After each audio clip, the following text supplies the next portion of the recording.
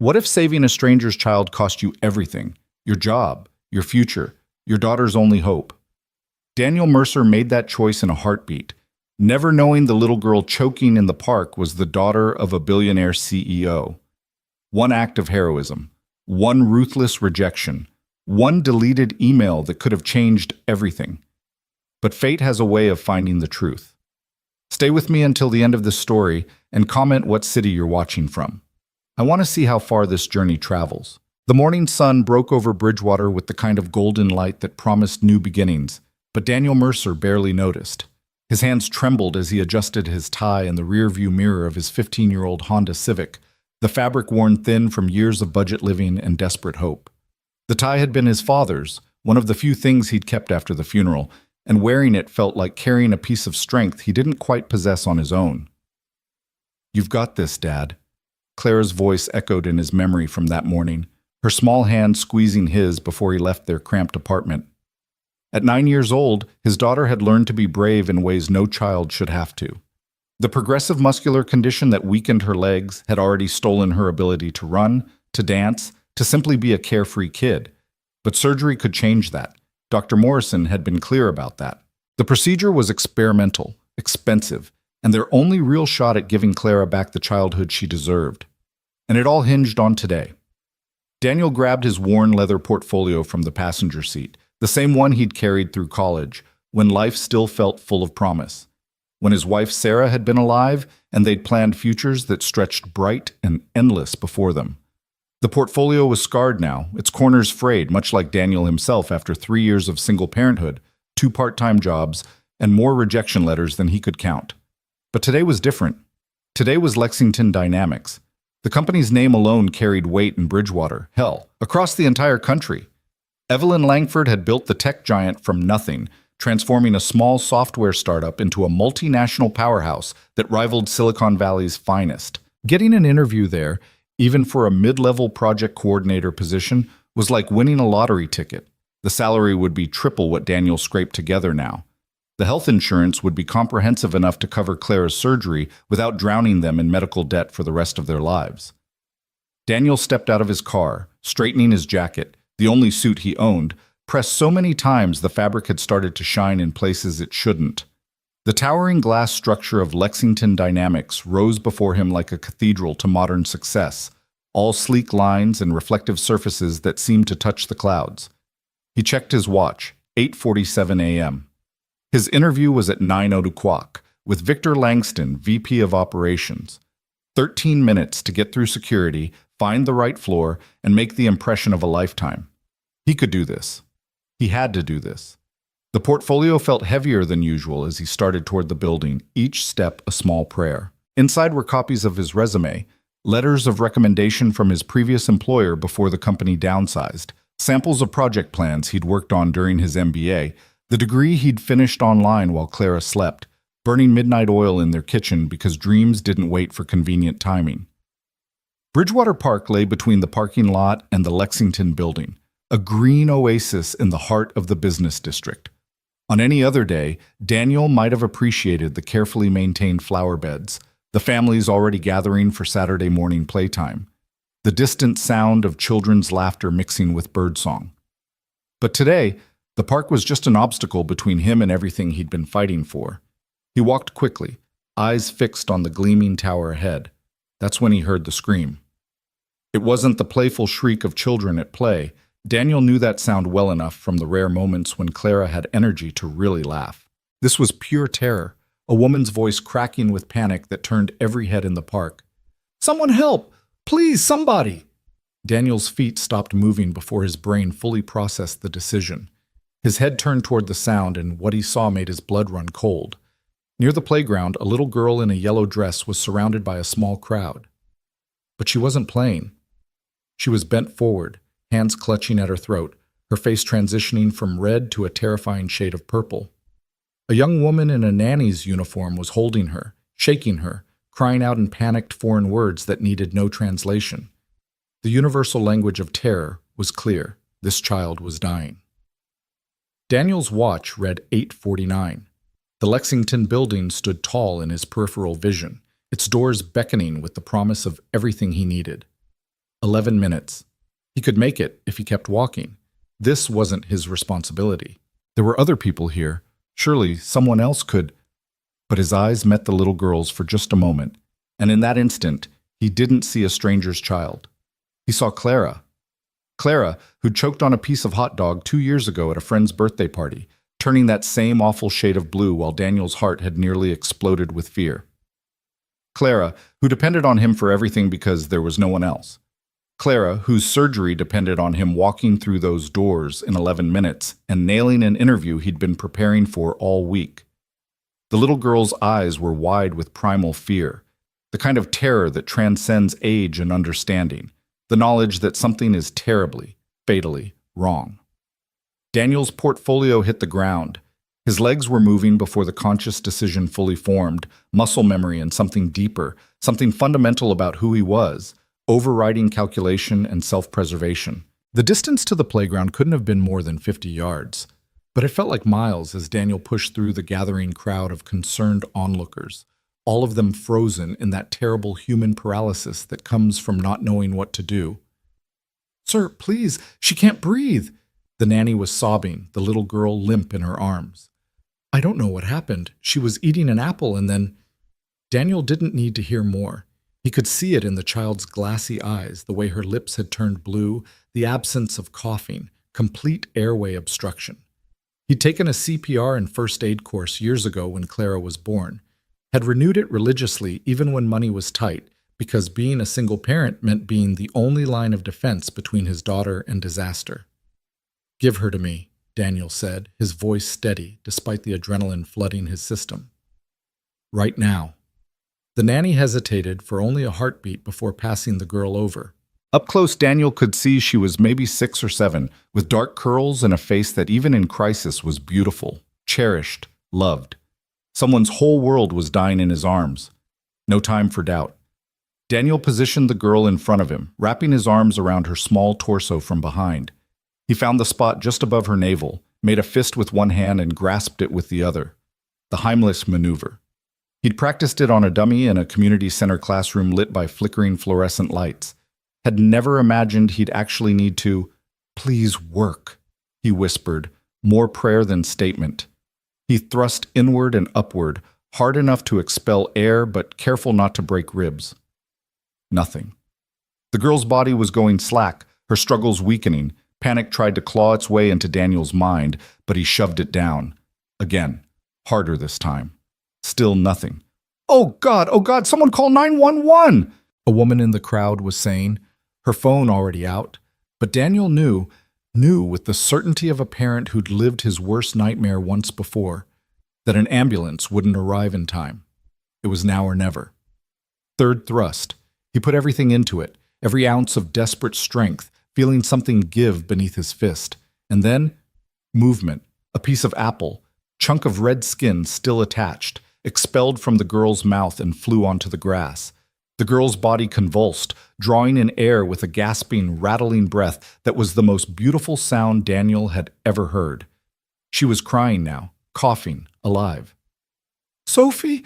Oh my God! Sophie!" The nanny was sobbing with relief, reaching for the child as Daniel carefully transferred her over.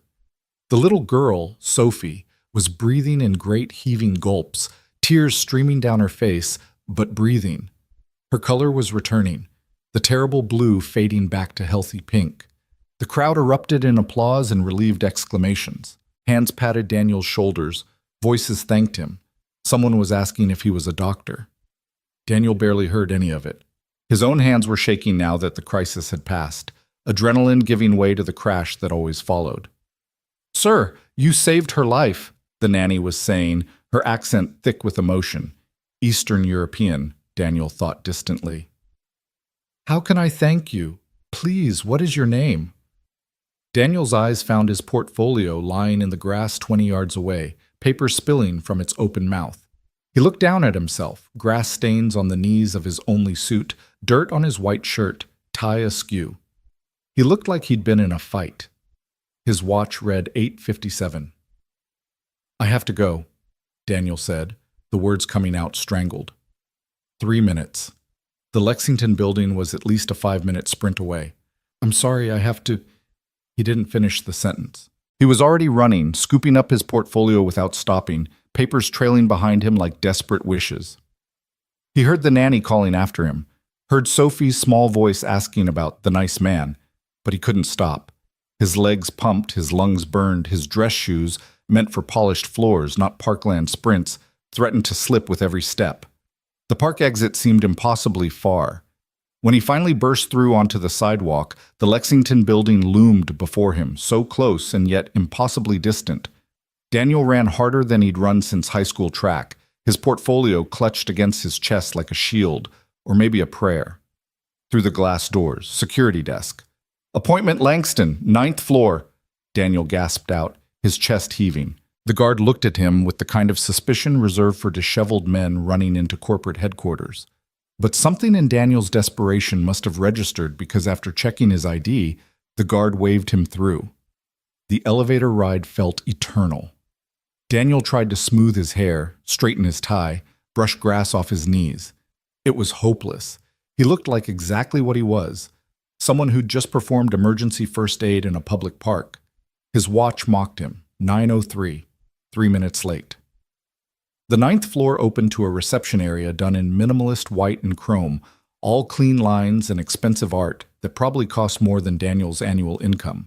A receptionist with perfectly styled hair looked up from her desk, her professional smile faltering slightly when she saw his disheveled state. "I'm here for," Daniel started, trying to catch his breath. "Victor Langston. 9 o'clock interview. Daniel Mercer. I know I'm late, I can explain. Mr. Mercer." The voice came from behind the receptionist, cold and clipped. A man emerged from a nearby office, tall and angular, in a suit that probably cost what Daniel paid in rent for 3 months. His dark hair was slicked back, his expression carved from granite. "You were scheduled for 9 o'clock. It is now." He made a show of checking his own watch, something expensive and Swiss-ish 9:04. "Sir, Mr. Langston, I apologize. There was an emergency in the park. An emergency." Victor Langston's lips curved into something that wasn't quite a smile, more like a predator showing teeth. "Mr. Mercer, do you know how many people would kill for the opportunity you just squandered? Do you know how many resumes crossed my desk for this position? I understand, but if you'll just let me explain, punctuality is respect, Mr. Mercer. It's the bare minimum of professional courtesy. You've demonstrated that you possess neither." Victor's eyes traveled down Daniel's stained suit, his grass-marked knees, and the disdain in his gaze was palpable. "You couldn't even be bothered to show up presentable." "A little girl was choking." Daniel's voice came out stronger than he felt, desperation giving way to a spark of anger. "She was dying. I stopped to save her life." For a moment, something flickered in Victor's expression. Surprise, maybe? Or calculation? But it was gone in an instant, replaced by the same cold dismissal. "I'm sure that's a very compelling story, Mr. Mercer. I'm also sure you understand that I have no way of verifying it, and more importantly, I have 12 other qualified candidates who managed to arrive on time." Victor turned to the receptionist. "Please see Mr. Mercer out, and remove his information from our system. We won't be moving forward." "Wait!" Daniel took a step forward, hating the pleading note in his voice, but unable to stop it. "Please, my daughter, she needs surgery. This job, the insurance, it's her only chance. I'm not asking for special treatment, just 5 minutes to—" "We're done here." Victor's tone left no room for argument. He turned on his heel and walked back into his office, the door closing with a soft, final click that might as well have been a gunshot. Daniel stood frozen in the pristine reception area, his portfolio hanging limply at his side. The receptionist looked at him with something that might have been pity, which somehow made it worse. "Sir, I'm going to have to ask you to leave," she said, her voice gentle but firm. Daniel nodded numbly. His legs felt like they were made of lead as he walked back to the elevator. The descent to the ground floor took 9 floors and felt like 9 years. When he emerged back into the morning sunlight, the world looked exactly the same as it had 30 minutes ago. Same park, same families, same golden light. But Daniel's universe had fundamentally shifted. He'd saved a life. He'd lost everything. The walk back to his car felt like a death march. Daniel's phone buzzed in his pocket, probably Clara, texting to ask how it went. She'd been so excited this morning, talking about how they could get a bigger apartment once Dad got his new job, maybe even get a dog. She'd always wanted a dog. He couldn't bear to look at the message. Not yet. When Daniel finally collapsed into the driver's seat of his Honda, he let his head fall forward against the steering wheel. His hands were still shaking, though whether from the adrenaline crash or the devastating loss or the sheer impossibility of his situation, he couldn't say. A little girl was alive because of him. Sophie, that's what the nanny had called her. Somewhere in this city, a family was intact, a child was breathing, parents would get to tuck their daughter into bed tonight. That had to matter. That had to be worth something. But Clara... Daniel's vision blurred. He pressed the heels of his palms against his eyes, refusing to cry, even though every fiber of his being wanted to break down. Crying was a luxury he couldn't afford.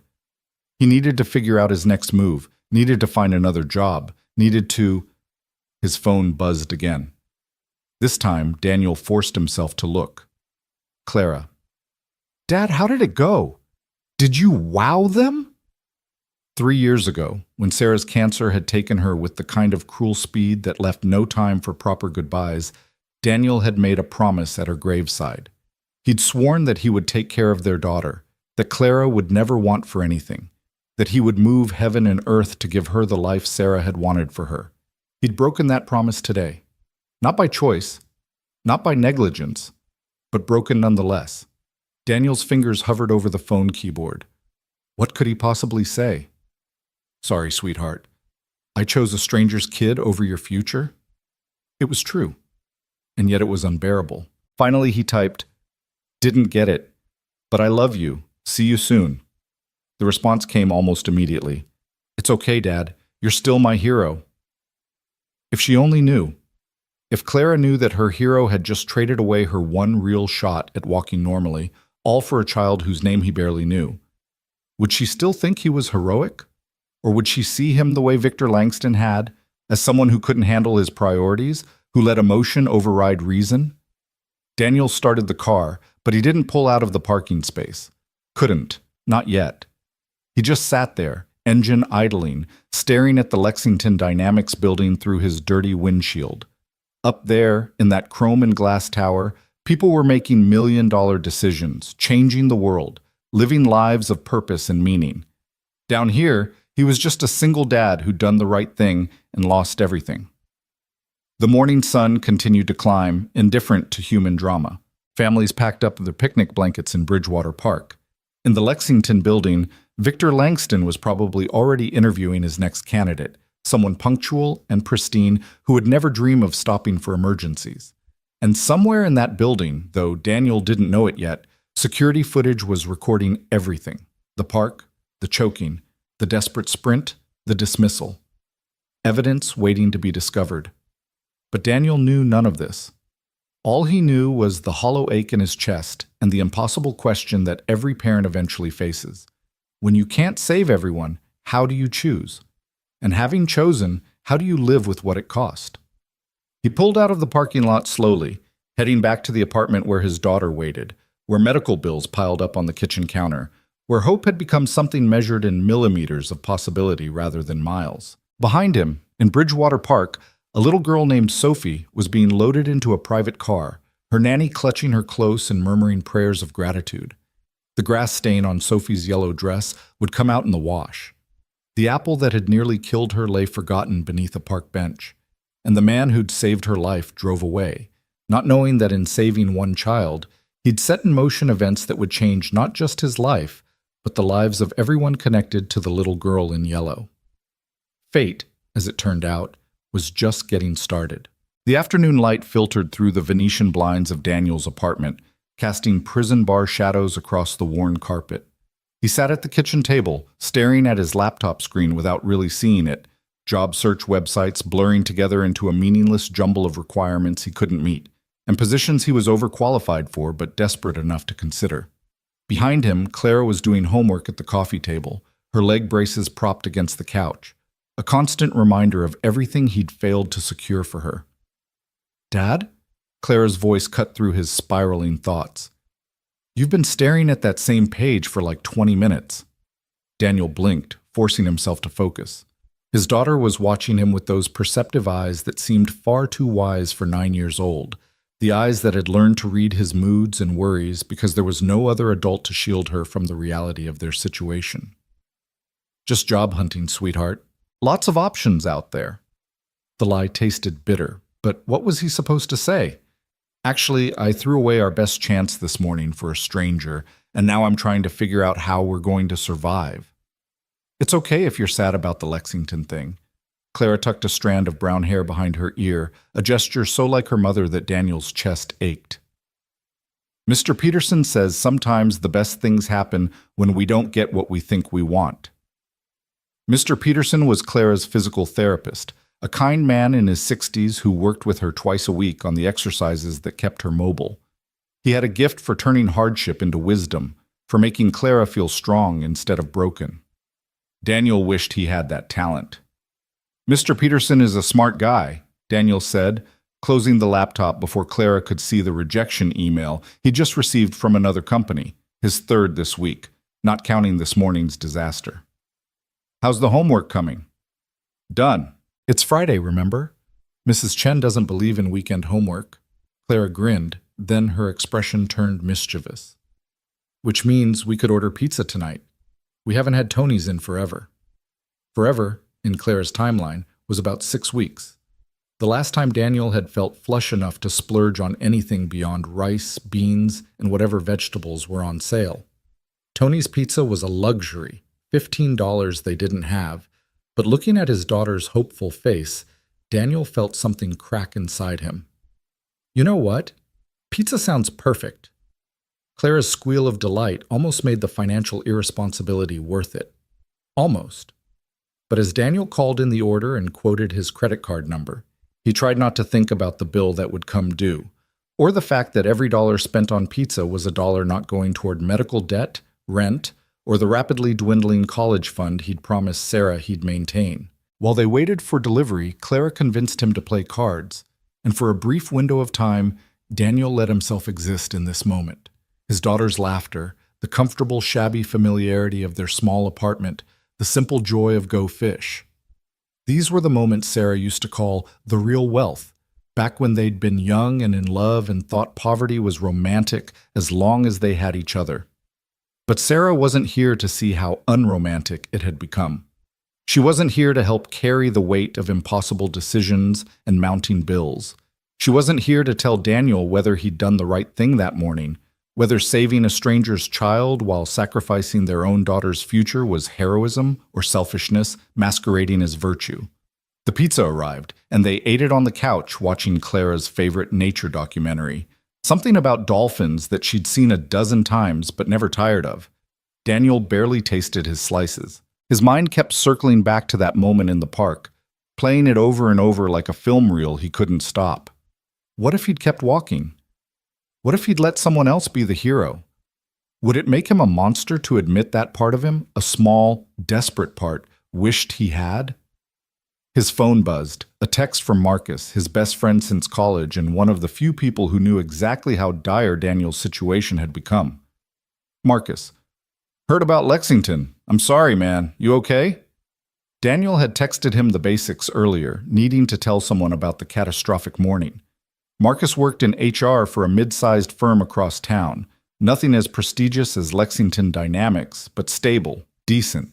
He'd been the one to encourage Daniel to apply to Lexington in the first place, had helped him polish his resume and practice interview questions. Daniel: been better, been worse, still breathing. Marcus: that's the spirit. Listen, we have a junior analyst position opening up here next month. Pay's not as good as Lexington would have been, but it's something. I can get your resume to the top of the pile. Daniel read the message 3 times. A junior analyst position would mean a pay cut from what he'd been hoping for at Lexington. Would mean Clara's surgery would have to wait longer. Would mean more months of watching his daughter struggle with simple tasks that other kids took for granted. But it was something. In the wreckage of this morning, something felt like a lot. Daniel: I'd appreciate that. Thank you. Marcus: that's what friends are for. Hey, you did a good thing this morning, even if it didn't work out. That matters. Did it? Daniel wanted to believe that, needed to believe it, but sitting in his cramped apartment with his daughter who might never run normally because her father had chosen a stranger over her future, belief felt like a luxury he couldn't afford either. "Dad, you're doing the staring thing again." Clara had paused the documentary, her head tilted in concern. "What's wrong?" "Everything. Nothing." "How did you explain to a 9-year-old that the world wasn't fair, that doing the right thing sometimes meant losing everything, that her father was terrified he'd made a choice that would haunt them both forever?" "Just tired, kiddo. It's been a long day." Clara studied him for a moment with those two perceptive eyes, then scooted closer on the couch, leaning her head against his shoulder. She smelled like strawberry shampoo and childhood innocence, and Daniel wrapped his arm around her, pulling her close. "It's okay, Dad," she said softly. "We're okay." But were they? As the documentary played on and the evening deepened into night, Daniel couldn't shake the feeling that they were standing on the edge of something, teetering between disaster and salvation, and he had no idea which way they'd fall. Across the city, in a penthouse that occupied the entire top floor of Lexington Dynamics headquarters, Evelyn Langford was experiencing her own crisis, though hers came wrapped in Italian marble and floor-to-ceiling windows that overlooked the glittering sprawl of Bridgewater. "Ms. Langford, I really need you to look at these quarterly reports." Her assistant, James, hovered nearby with a tablet, his expression pained. James had worked for Evelyn for 8 years and had learned to read her moods, knew when to push and when to retreat. Right now, every instinct was probably screaming at him to retreat. "Not now." Evelyn's voice came out sharper than intended. She was standing at the window, phone pressed to her ear, listening to her head of security deliver yet another non-update. "We've canvassed the park, ma'am. Interviewed everyone we could find who witnessed the incident.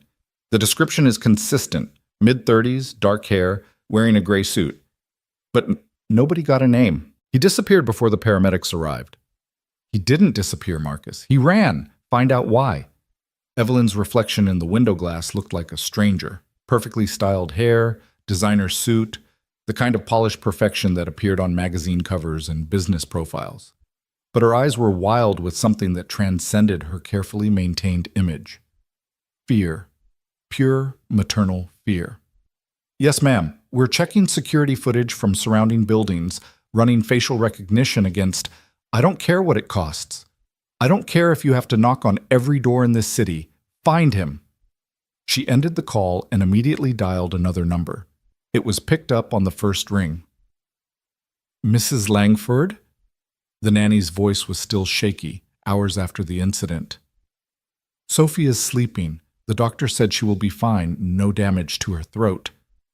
"I don't want medical updates, Katya. I want details. Everything you remember about the man who saved her. Everything."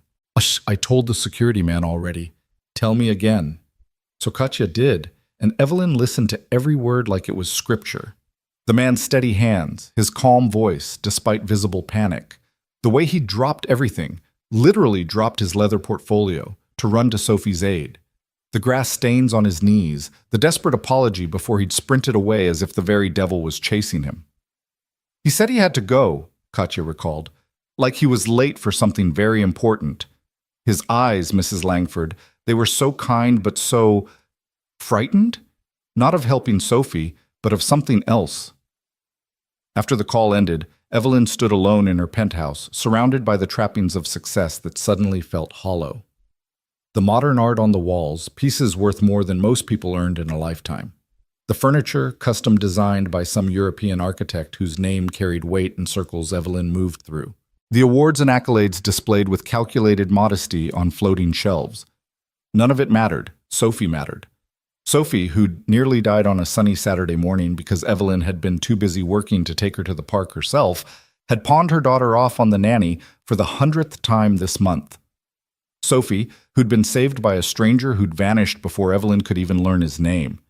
The guilt was crushing, but underneath it, burning brighter, was a fierce determination that had built Lexington Dynamics from a garage startup into a Fortune 500 company. Evelyn Langford did not accept defeat. She did not accept mysteries. And she absolutely did not accept being unable to thank the man who'd saved her daughter's life. She would find him, whatever it took. The weekend dragged by with the particular torture of forced normalcy. Daniel took Clara to the library Saturday afternoon, let her check out a stack of books that would keep her occupied for the next week. They played board games, they watched movies, they existed in their small world and pretended everything was fine. Sunday morning, Daniel attended an online church service, something he'd started after Sarah died, more for the ritual and community than any strong religious conviction. But today, the pastor's message about faith and trusting in divine timing felt like salt in a wound. Divine timing? Where was divine timing when Clara needed surgery? Where was it when Daniel had been seconds away from an interview that could have changed everything? By Monday, the walls of the apartment felt like they were closing in. Daniel needed to get out, needed to do something productive, so he left Clara with their neighbor, Mrs. Chen, a retired teacher who adored Clara and regularly offered to watch her for free, and headed to the temp agency where he'd picked up odd jobs before. The office was depressing in the way that places of desperation always are. Fluorescent lighting, worn chairs, a receptionist who'd clearly stopped caring about anything years ago. Daniel filled out forms, updated his information, and was told they'd call if anything came up. Translation: don't hold your breath. On his way back to his car, Daniel's phone rang with an unknown number. His heart jumped, irrationally, desperately hoping it might be Lexington calling to say there'd been a mistake, that Victor Langston had reconsidered, that, "Mr. Mercer, this is Channel 7 News. We're doing a story on everyday heroes, and we understand you saved a child's life in Bridgewater Park on Saturday. We'd love to interview you." Daniel's stomach dropped. "How did you get my name?" "The incident was captured on park security footage. We're always looking for inspiring human interest stories, and I'm not interested. Please don't call again." Daniel ended the call, his hands suddenly shaking. Security footage. Of course there would be security footage, which meant it was only a matter of time before what? Before Victor Langston saw it and realized Daniel had been telling the truth? Fat chance. Men like Langston didn't admit mistakes. Before Clara found out what he'd sacrificed? That was inevitable anyway. Before the child's parents found him and thanked him? That thought should have been comforting, but instead it filled Daniel with something uncomfortably close to resentment. He didn't want gratitude. He wanted his daughter to walk normally. He wanted to not lay awake at night calculating whether he could afford both electricity and internet this month. He wanted the luxury of heroism that didn't cost everything. The phone rang again, different number. Then again. Word was spreading somehow, the story taking on a life of its own in the 24-hour news cycle that fed on feel-good narratives to balance the constant stream of tragedy. Daniel turned his phone off entirely. Tuesday morning brought a surprise that Daniel wasn't sure how to interpret. A courier knocked on his door, an actual professional courier, the kind that delivered important documents for law firms and corporations, and handed him a thick envelope with the Lexington Dynamics logo embossed in silver. Daniel's hands trembled as he opened it. Inside was a formal letter on expensive paper and a check that made his vision blur. The letter was corporate speak, all polite distance and legal precision, but the gist was clear. Lexington Dynamics had become aware that Daniel had assisted in a medical emergency prior to his scheduled appointment. And while the company regretted that he'd missed his interview, they appreciated his civic-mindedness. Chase. The enclosed check for $5,000 was offered with gratitude for his public service and was in no way an admission of liability or obligation. $5,000. It was more money than Daniel had seen at once since never, actually. Even in the good days before Sarah got sick, they'd lived paycheck to paycheck, young and optimistic and terrible with savings. $5,000 would cover 2 months of rent. It would buy Clara new braces that actually fit properly instead of the adjusted hand-me-downs she wore now. It would pay down their most pressing medical debts. It was also, unmistakably, hush money. Daniel read the letter 3 times, analyzing every word choice. There was no apology for Victor Langston's behavior, no acknowledgement that Daniel had been treated unfairly, just money, cold, corporate, make-this-go-away money. Part of him wanted to tear up the check, to call them back and tell them where they could shove their guilt payment. But rent was due in 2 weeks, and pride was another luxury he couldn't afford. He deposited the check that afternoon, hating himself a little more with each digit he entered into the ATM. The week crawled forward. Marcus came through with the junior analyst interview, which Daniel nailed despite his mounting cynicism about corporate culture. The job was his if he wanted it, pending background check and references, start date in 3 weeks. It was anticlimactic after the Lexington dream, but it was employment, and that was enough. Clara seemed more energetic that week, buoyed by Daniel's improved mood, or maybe just by the natural resilience of childhood. She talked about a field trip her class was planning, about the book she was reading, about nothing and everything with the kind of casual enthusiasm that reminded Daniel why he kept fighting. Friday evening, Daniel was making spaghetti, the one meal he could reliably cook without disaster, when his phone rang with yet another unknown number. He'd turned it back on days ago, had mostly stopped getting calls from media outlets, so he answered without thinking. "Is this Daniel Mercer?" The voice was female, professional, with an edge of steel underneath the courtesy. "Who's asking?" "My name is Evelyn Langford. I'm the CEO of Lexington Dynamics. I believe you saved my daughter's life last Saturday." The wooden spoon Daniel had been using fell from his hand, clattering against the stove. Behind him, Clara called out asking if everything was okay, but Daniel couldn't form words. His mind was racing, trying to understand. The little girl had been Evelyn Langford's daughter? The Evelyn Langford? "Mr. Mercer, are you there?" Yes, I'm here," Daniel forced his voice to work. "How did you find me?" "Security footage from the park, facial recognition, some very determined investigators." There was a pause. "And a deleted interview appointment in our system that matched the timestamp of when you ran from the park. An appointment that shouldn't have been deleted, but was. I'm still looking into that." The implications crashed over Daniel like a wave. Victor Langston had deleted his information? Why would... "Mr. Mercer, I'd like to meet with you tomorrow morning, if possible. I have some things I'd like to discuss, and I'd like to thank you properly, if you'll let me." "You already sent a check." The words came out harder than Daniel intended. "Very generous, very corporate. Am I supposed to sign an NDA next?" Evelyn Langford's laugh was unexpected, genuine, almost rueful. "You're angry. You have every right to be. That check was not my idea. When I found out what had happened, I wanted to reach out personally, but I was advised against it. Legal concerns, you understand." "I don't, actually." "No, I suppose you wouldn't. Mr. Mercer, I'm not calling as a CEO right now. I'm calling as a mother whose daughter is alive because of you. Please, give me 1 hour tomorrow. If after that you want nothing to do with me or my company, I'll respect that. But I need to look you in the eye and say thank you. And I think..." She paused, and when she continued, her voice was softer. "I think there are things we should discuss. About that morning, about what it cost you." Daniel looked around his small kitchen, at Clara setting the table with mismatched plates, at the life they'd built from scraps and determination. What did he have to lose by meeting with Evelyn Langford? At worst, it would be an hour of his time. At best, he didn't dare imagine what "at best" might look like. "Where and when?" "My office, Lexington Dynamics. Tomorrow morning, 10 o'clock. Come to the top floor. My personal elevator is in the south lobby. Just give them your name." After he hung up, Daniel stood motionless for so long that the pasta water boiled over, hissing against the burner.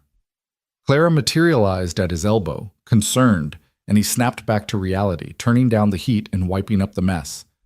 "Who was that?" Clara asked. "Someone from that company. The one from the interview that didn't happen."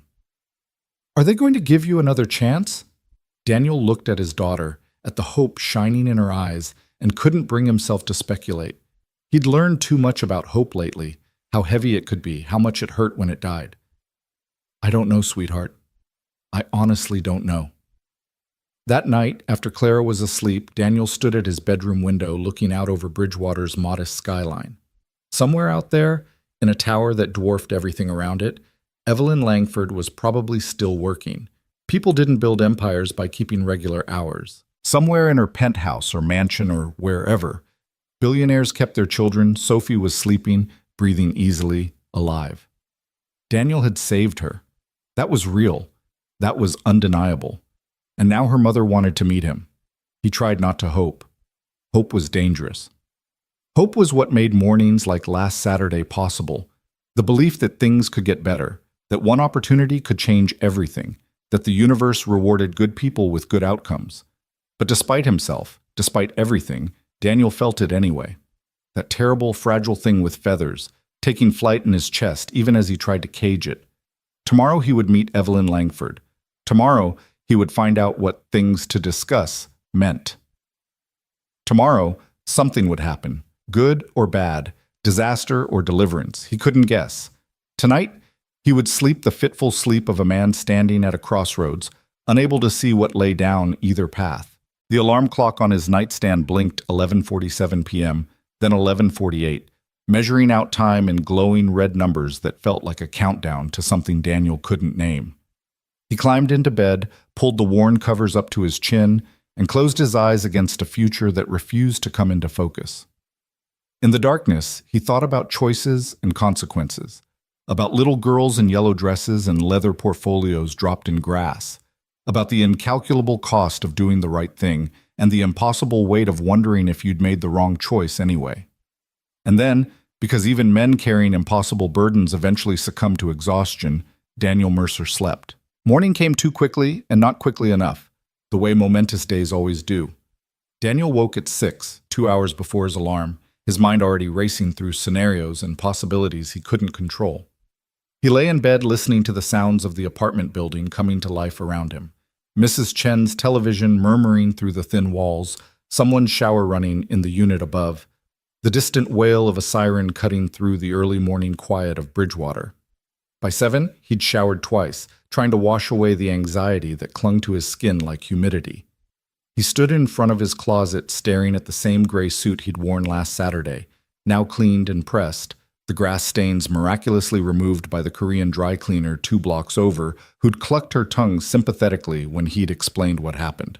The suit looked presentable now, almost respectable, but Daniel couldn't shake the memory of Victor Langston's contemptuous gaze traveling over the disheveled fabric, the dismissal in his eyes. "You're wearing the interview suit again." Clara appeared in his doorway, already dressed for school in jeans and her favorite purple sweater, the one with the sparkly unicorn that Sarah had bought her the Christmas before she died. "That's a good sign, right?" Daniel turned from the closet, forcing a smile he didn't quite feel. "It's the only suit I own, kiddo. Not much of a choice there." "But you're going back to that company, the one that said no before." Clara limped into the room, her morning stiffness always worse after a full night of immobility, and sat on the edge of his bed. "Maybe they changed their mind. Maybe they realized you're awesome." "I'm meeting with someone different this time. The CEO, actually." Daniel pulled on the suit jacket, adjusted the collar. "But I don't want you to get your hopes up, Clara. This isn't a job interview. It's just a conversation." "About what?" How did he explain this? That he was meeting with one of the most powerful women in America because he'd saved her daughter's life, and now she wanted to what? Thank him in person? Offer him more hush money? Actually give him the job he'd lost? The possibilities spiraled in his mind like leaves in a windstorm, never settling on anything concrete. "About that emergency in the park," Daniel said finally. "Turns out the little girl I helped was her daughter. She wants to say thank you properly." Clara's eyes went wide. "Whoa, that's like something from a movie. The universe is totally setting you up for something big, Dad. I can feel it." The universe has a funny way of working sometimes. Daniel checked his reflection one more time. Hair combed, tie straight, the worry lines around his eyes maybe a little deeper than they'd been a week ago, but otherwise presentable. "You're all set for Mrs. Chen?" "Dad, I'm 9, not 5. I know the drill." But Clara stood and wrapped her arms around his waist anyway, squeezing tight in the way she did when she sensed he needed it more than she did. "Go wow them. Again, for real this time." The drive to Lexington Dynamics felt different than it had last Saturday, though the route was identical. Maybe it was the lack of desperate hope, replaced now by a numb curiosity about what this meeting would bring. Maybe it was the way the building seemed less like a cathedral to success and more like just another structure of steel and glass, imposing but ultimately ordinary. Or maybe Daniel had simply used up his capacity for nervous optimism, leaving behind only a tired resignation to whatever came next. He parked in the visitor lot this time. No running through parks, no last-minute sprints. He had 20 minutes to spare, so he sat in his car and watched people file into the building, all of them moving with the kind of purposeful confidence that came from having a place to be, a role to fill, a paycheck that cleared without anxiety. Once upon a time, Daniel had moved through the world that way too. He wondered if he'd ever get that feeling back. At 9:45, he walked through the main entrance, but instead of heading to the security desk he'd rushed past last week, he turned toward the south lobby as Evelyn had instructed. The private elevator was impossible to miss, a separate alcove with marble floors and a single pair of brass doors that looked like they'd been imported from some European palace. A security guard sat at a small desk nearby, and he looked up as Daniel approached. "Daniel Mercer," Daniel said, trying to sound more confident than he felt. "I have a 10 o'clock with Ms. Langford." The guard checked his tablet, nodded, and gestured toward the elevator. "You're cleared. Top floor. Ms. Langford is expecting you." The elevator interior was all dark wood and soft lighting, playing classical music so quietly it was almost subliminal. As the doors closed and the car began its smooth ascent, Daniel caught his reflection in the polished brass panel. He looked tired, older than 34, like a man who'd been carrying weight for so long he'd forgotten what it felt like to stand up straight. The elevator ride was over too quickly. The doors opened directly into a reception area that made the 9th floor's minimalist aesthetic look cheap by comparison. This was where real power lived, in the understated elegance of furniture that cost more than cars, in the original artwork that probably required its own insurance policy, in the floor-to-ceiling windows that offered a view of Bridgewater that made the city look almost beautiful. A young man in an impeccably tailored suit stood near a desk, and he smiled with professional warmth as Daniel stepped out. "Mr. Mercer, welcome. I'm James, Ms. Langford's assistant. She's finishing up a call, but she'll be right with you. Can I get you anything? Coffee? Water?" "Water would be great, thank you." James disappeared and returned moments later with a bottle of sparkling water in glass, not plastic, glass, and gestured toward a seating area with leather chairs that probably cost more than Daniel's monthly rent. "Please, make yourself comfortable. It shouldn't be more than a few minutes." Daniel sat, feeling acutely out of place in this rarefied atmosphere. Through an open door to his right, he could see into what must be Evelyn's office. More windows, a desk that looked carved from a single piece of dark wood, bookshelves lined with what appeared to be actual books, rather than the decorative spines some executives favored. And standing at the window with her back to him, phone pressed to her ear, was Evelyn Langford herself. Even from this distance and angle, she commanded attention. Tall, maybe 5'9", wearing a navy suit that probably had a designer label Daniel wouldn't recognize. Her dark hair was pulled back in some kind of elegant twist, and her posture was ramrod straight, the bearing of someone who'd learned young that the world watched her every move and had decided to give them something worth watching. Daniel couldn't hear her words, but her tone carried through the open door, measured, authoritative, with an undercurrent of steel that suggested whoever was on the other end of that call had better deliver whatever she was asking for. This was a woman who built empires. This was a woman who probably had people fired before breakfast and acquisitions completed before lunch. This was a woman so far removed from Daniel's world that they might as well be different species. And yet, underneath all that power and polish, she was also just a mother whose daughter had nearly died. That was the thought Daniel held on to as his anxiety threatened to overwhelm him. Whatever else Evelyn Langford was, she was also just a parent who understood what it meant to be terrified for your child. That, at least, was something they had in common. The call ended. Evelyn turned from the window, her gaze immediately finding Daniel through the open door. For a moment, they just looked at each other across the space. Two strangers connected by a moment of crisis, both trying to figure out what came next. Then Evelyn smiled, and it transformed her face from intimidating to almost warm. She said something to James that Daniel couldn't hear, then walked toward him with her hand extended. "Mr. Mercer, thank you for coming." Her handshake was firm, her eye contact direct. Up close, Daniel could see faint shadows under her eyes that no amount of expensive concealer could quite hide, and tiny lines around her mouth that spoke of stress carried with grace. She was probably his age, maybe a year or two older, but she wore the weight of her responsibilities like armor. Please come into my office. We have a lot to discuss. Daniel followed her into the expansive space, and James quietly closed the door behind them, leaving them alone. Evelyn gestured to a seating area near the windows, not the formal desk and chairs set up, but something more casual, two sofas facing each other with a low table between them. I'm going to be direct with you, Mr. Mercer, because I think we're both too old for games and you've already wasted enough of your time on my company. Evelyn sat, crossing her legs with the kind of elegant economy that suggested years of deportment training or maybe just natural grace. First and foremost, I need you to know that Sophie is fine, completely recovered, no lasting effects. The doctors were amazed at how quickly you acted, how correctly you performed the Heimlich. They said that most people freeze in those situations, or they do it wrong and cause more damage.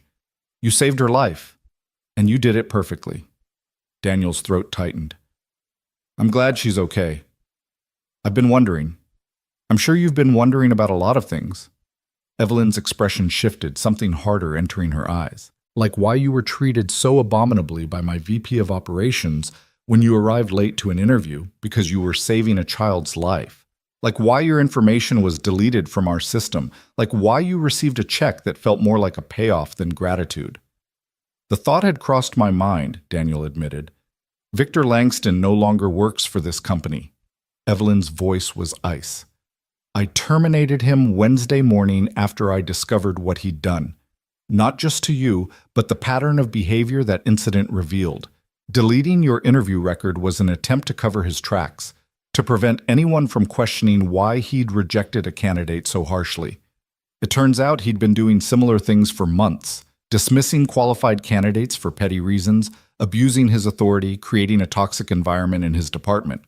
Your case was simply the one that brought it all to light. Daniel sat back, processing this information. Victor Langston fired. The man who'd dismissed him with such contempt, who'd cost him everything with his rigid adherence to punctuality over compassion, was gone. Daniel should have felt vindicated. Instead, he just felt tired. I'm not telling you this to make you feel better, though I hope it does somewhat. Evelyn leaned forward, her intensity palpable. I'm telling you because you deserve to know that what happened to you was wrong. Categorically, unequivocally wrong. You did an extraordinary thing that morning, and you were punished for it by someone who represented my company. That reflects on me, on my leadership, and I take that responsibility seriously. With all due respect, Ms. Langford, you didn't know. I should have known. The words came out sharp. That's what leadership means. I've been so focused on quarterly reports and expansion strategies and board meetings that I lost sight of what was happening on my own operations floor. Victor's behavior, his treatment of employees and candidates. It was all there in the turnover rates and exit interviews if I'd been paying attention. I wasn't, and you paid the price for that, along with who knows how many others. There was genuine remorse in her voice. And something else. A vulnerability that Daniel suspected Evelyn Langford didn't show very often. This wasn't the billionaire CEO speaking. This was a person who'd made mistakes and was trying to figure out how to make them right. So what now? Daniel asked. Is that why you wanted to meet? To apologize? Partly. Evelyn stood and walked to her desk, returning with a folder. But mainly because I wanted to offer you something. The position you interviewed for, project coordinator in operations, it's yours if you want it. Same salary we'd advertised, same benefits package, starting as soon as you're available. Daniel's heart hammered. The job. She was offering him the job. Everything he'd lost last Saturday, handed back to him like a gift from the universe Clara had been so sure was orchestrating something. But even as relief flooded through him, something made him hesitate. That's incredibly generous, he said carefully. But I have to ask, is this charity? Are you offering me this job because I saved Sophie, or because you think I'm actually qualified? Evelyn's smile was approving, like he'd passed some kind of test. I wouldn't insult either of us by offering you a position out of misplaced gratitude. I had my HR director pull your application, your resume, your references. You're overqualified for the coordinator position, frankly. You have an MBA from a respected program, 5 years of project management experience before your previous company downsized, and every reference praised your work ethic and leadership skills. The only reason you weren't fast-tracked for something higher was that Victor never actually looked at your application properly. He scheduled you for an interview based on a keyword scan, then dismissed you for being late without ever considering what you could bring to the company. She opened the folder and slid it across the table. Inside was a formal offer letter, and the numbers made Daniel's breath catch. Not just the coordinator salary, this was for a senior project manager position, a full 2 levels higher than what he'd applied for, with a compensation package that was nearly double what he'd been hoping for. "This is what I'm actually offering you," Evelyn said. "A position that matches your qualifications and experience. The coordinator job is still available if you prefer something less demanding, but I don't think that's what you want. I think you want an opportunity to prove what you're capable of, not a consolation prize." Daniel stared at the offer letter, his mind racing. This was more than he dreamed of. This was life-changing. This was Clara's surgery without debt. This was moving to a better apartment. This was stability and security and the ability to breathe without constantly calculating whether they could survive another emergency. This was everything. "I can see you're skeptical," Evelyn said, her tone gentling. "You're wondering if this is still somehow about Sophie, if I'm letting gratitude cloud my judgment. So let me tell you what I see when I look at your file, Mr. Mercer. I see a man who completed his MBA while working full-time and raising a daughter alone.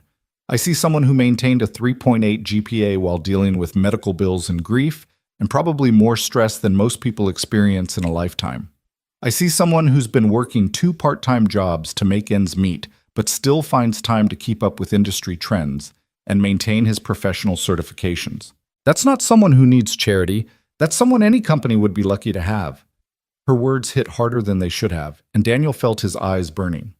When was the last time someone had seen him, really seen him, not just as a struggling single dad or a charity case or someone to be pitied, but as a professional with value and skills and something to contribute? "And yes," Evelyn continued, "what you did in the park matters to me.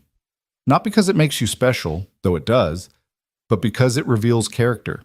You had everything to lose and you still stopped to help a stranger. That's the kind of person I want in my organization. That's the kind of integrity I want representing Lexington Dynamics." Daniel picked up the offer letter, reading through the details with shaking hands. Start date negotiable. Full health insurance with minimal copays that would cover Clara's surgery and ongoing treatment. Signing bonus to help with relocation or immediate expenses. 4 weeks paid vacation. It was almost obscene in its generosity compared to what he'd been surviving on. "There's no catch?" he heard himself ask. "No catch, just expectations. This is a demanding role, Mr. Mercer. You'd be overseeing major projects, leading teams, reporting directly to the new VP of Operations once we hire one. I expect excellence from everyone in this company, and I'd expect the same from you. What I did for Victor Langston, I'd do for anyone who abused their position or failed to meet our standards. This isn't a free ride. It's an opportunity, but one you'll have to earn every day." That actually made Daniel feel better. Charity would have been hard to accept, but earning his place, proving his worth through hard work, that he knew how to do, that he'd been doing his entire life. "Can I ask you something?" Daniel set the letter down. "Why go to all this effort? You could have just sent another check, maybe doubled it. Why track me down, fire your VP, offer me a job that's probably going to make other people in your company wonder about favoritism? Why risk all that?" Evelyn was quiet for a long moment, her gaze drifting to the windows and the city beyond. When she spoke again, her voice was softer than before, stripped of its corporate polish. "I lost my husband 3 years ago. Sudden heart attack. He was only 37. One day we were planning Sophie's 4th birthday party. The next day I was planning his funeral." She looked back at Daniel, and he could see the grief still living in her eyes, old but never quite gone. "After he died, I threw myself into work, built the company bigger, faster, more successful. Told myself it was for Sophie's future, that I was securing her legacy. But the truth is, I was running from my own pain. I worked 60, 70 hours a week. I missed bedtimes and school events. I let nannies raise my daughter because I couldn't face being home in the house we'd shared, couldn't face being a single parent alone." Daniel understood that impulse more than she probably realized.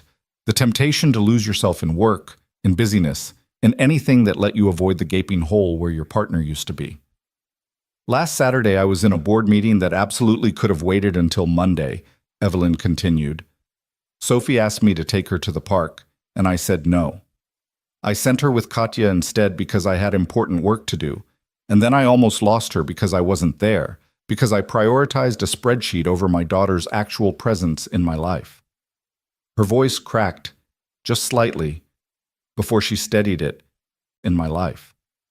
Her voice cracked, just slightly, before she steadied it. You gave up a job interview, gave up your family's financial security, to save a child you'd never met. You made the choice I should have made when Sophie asked me to go to the park with her. You chose a person over professional advancement. And when I found out who you were, when I saw that you had a daughter of your own who needed you, who depended on you, and you still stopped to help Sophie, she trailed off, shaking her head. I can't give you back the week of stress and uncertainty you've lived through, but I can give you this opportunity, not as payment, not as charity, but as recognition of who you are and what you're worth, both as a professional and as a person. The silence that followed was heavy with shared grief and understanding. Two single parents who'd lost their partners too young, who carried the weight of responsibility alone, who understood what it meant to make impossible choices every single day. In this moment, the trappings of Evelyn's wealth and success seemed irrelevant. They were just two people trying to survive and do right by their kids in a world that didn't make it easy. I need to think about it, Daniel said finally, and Evelyn's expression flickered with what might have been disappointment before she nodded. Of course. This is a major decision. Take whatever time you need. She stood, signaling the end of the meeting, and Daniel rose with her. The offer stands for 2 weeks. After that, I'll need an answer so we can move forward one way or another. Can I ask one more thing? Daniel paused at the door. Could I meet her, Sophie? I've been wondering if she's okay, and I don't know, it might give me closure or something, if that's not weird. Evelyn's face softened into something approaching maternal warmth. She's been asking about you. The nice man, she calls you. She wanted to draw you a thank you picture, but we didn't know where to send it. She checked her watch. I'm supposed to pick her up from her ballet class in an hour. Actually take her myself for a change. If you'd like to join us, she'd be thrilled. And it would give you a chance to see what your choice in the park actually meant. 20 minutes later, Daniel found himself in the passenger seat of Evelyn's car. Not a chauffeur-driven town car, but a surprisingly normal SUV, albeit one that probably cost more than most houses. She drove herself, navigating Bridgewater's streets with the casual confidence of someone who'd grown up here, which Daniel learned she had. People always assume I'm from money, Evelyn said as they waited at a red light, that I had some trust fund or family connections that launched Lexington Dynamics. Truth is, my dad was a mechanic and my mom cleaned houses. I put myself through state college on scholarships and student loans, worked 3 jobs, slept maybe 4 hours a night, built the company from literally nothing, me and 2 friends in a garage living on ramen and delusion. How'd you go from ramen and garages to this? Daniel gestured vaguely at the world around them, the empire she'd built. Stubbornness mostly, and one good idea at the right time, a software solution for supply chain management that happened to hit just as e-commerce was exploding. We got lucky with timing, smart with scaling, and I worked harder than I've ever worked at anything. She glanced at him. But the work never stops, you know? There's always another competitor, another challenge, another fire to put out. I used to think that was exciting. Now I wonder if I've been using it as an excuse to avoid the harder work of actually living a life. They pulled up to a small studio in a nice part of town, and through the large windows, Daniel could see a handful of little girls in pink leotards following an instructor's movements. Evelyn parked but didn't get out immediately. She used to dance with a friend from her school, Evelyn said quietly, watching the class through the window. But I kept having to cancel, kept sending the nanny instead, and eventually the friend's mother stopped including Sophie in playdates. I told myself it was because the other parents were intimidated by my success, that it wasn't my fault. But it was. It is. Sophie's isolated because her mother is never around. Before Daniel could respond, the studio door opened and children began streaming out, chattering and laughing as they found their waiting parents.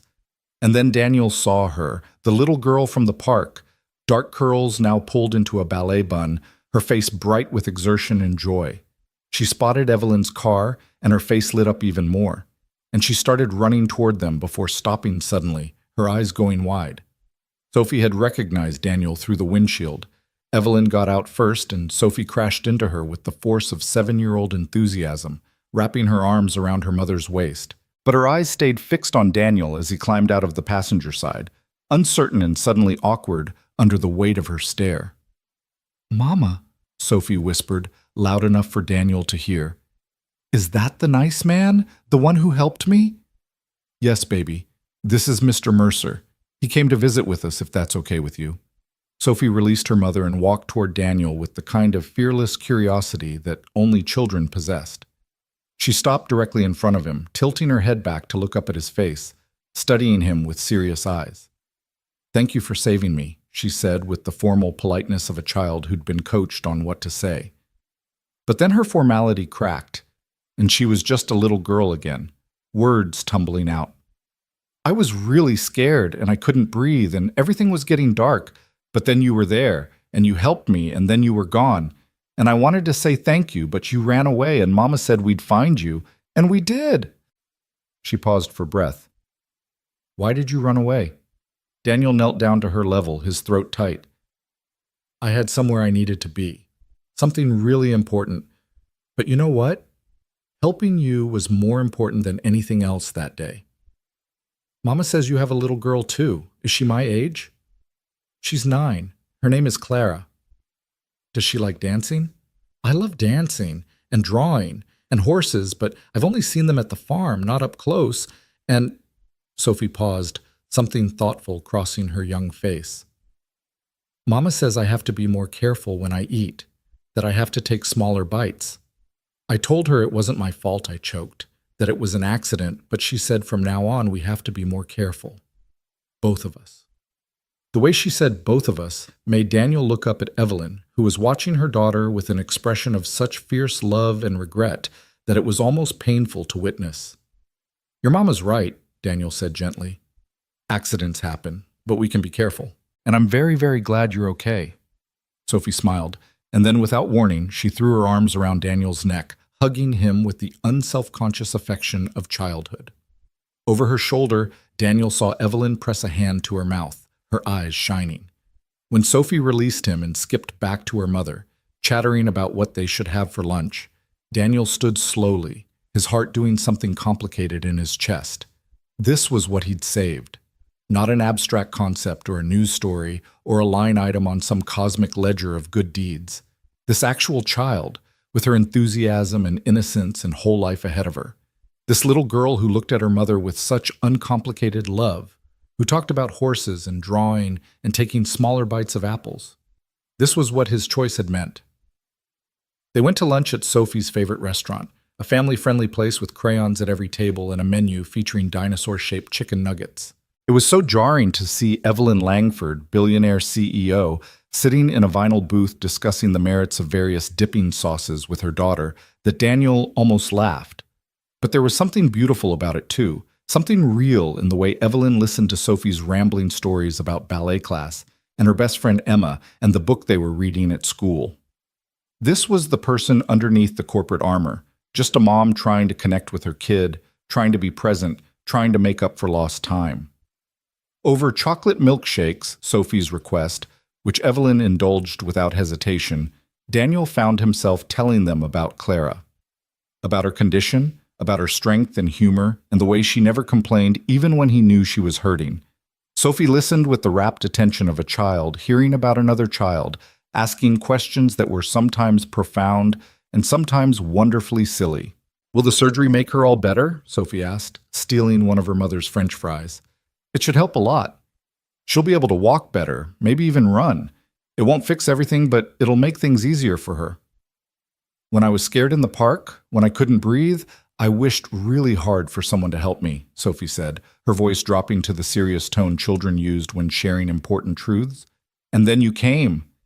Maybe Clara wished for something too, and maybe that's why you met my mama. Maybe wishes work like that sometimes." From the mouths of babes, as the saying went. Daniel caught Evelyn's eye across the table, and something passed between them. An understanding, maybe. or just the shared recognition that children saw the world with a clarity that adults had learned to complicate. After lunch, after Sophie had drawn a picture for Clara featuring two stick-figure girls holding hands under a rainbow, after Evelyn had driven Daniel back to his car with Sophie singing pop songs off-key in the back seat, Daniel sat in his Honda and stared at the offer letter he'd been carrying in his jacket pocket all morning. His phone buzzed. A text from Clara. "How'd it go? Are you rich yet?" Daniel smiled despite himself and typed back, "Not rich, but maybe okay. Tell you when I get home." He looked up at the Lexington building one more time, at the tower where dreams were made and fortunes were won, and people like Victor Langston got to decide who was worthy of opportunity and who wasn't. Except Victor was gone now, and in his place was an offer that could change everything. Daniel thought about his daughter at home, waiting to hear if the universe had finally decided to throw them a break. He thought about Sophie, alive and happy, and talking about wishes that came true. He thought about Evelyn's words about character and integrity and choosing people over profit. He thought about the choice he'd made in the park, the impossible calculation between his daughter's future and a stranger's child, and how it had somehow impossibly led him here. Maybe Claire was right. Maybe the universe was orchestrating something, or maybe it was just luck, timing, the random chaos of life occasionally arranging itself into patterns that looked like purpose. Either way, Daniel knew what his answer would be. He pulled out his phone and dialed the number on Evelyn's business card.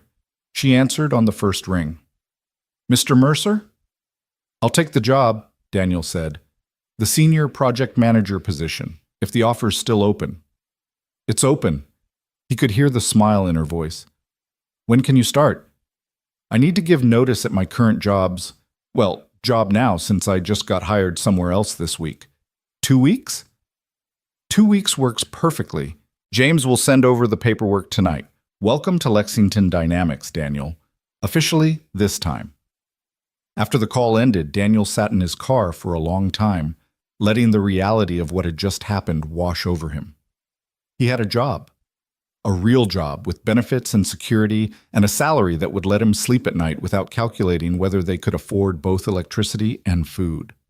Clara could get her surgery. They could move to a better apartment, maybe even a small house with a yard. He could breathe without the constant weight of financial terror pressing on his chest. All because he'd stopped to help a choking child.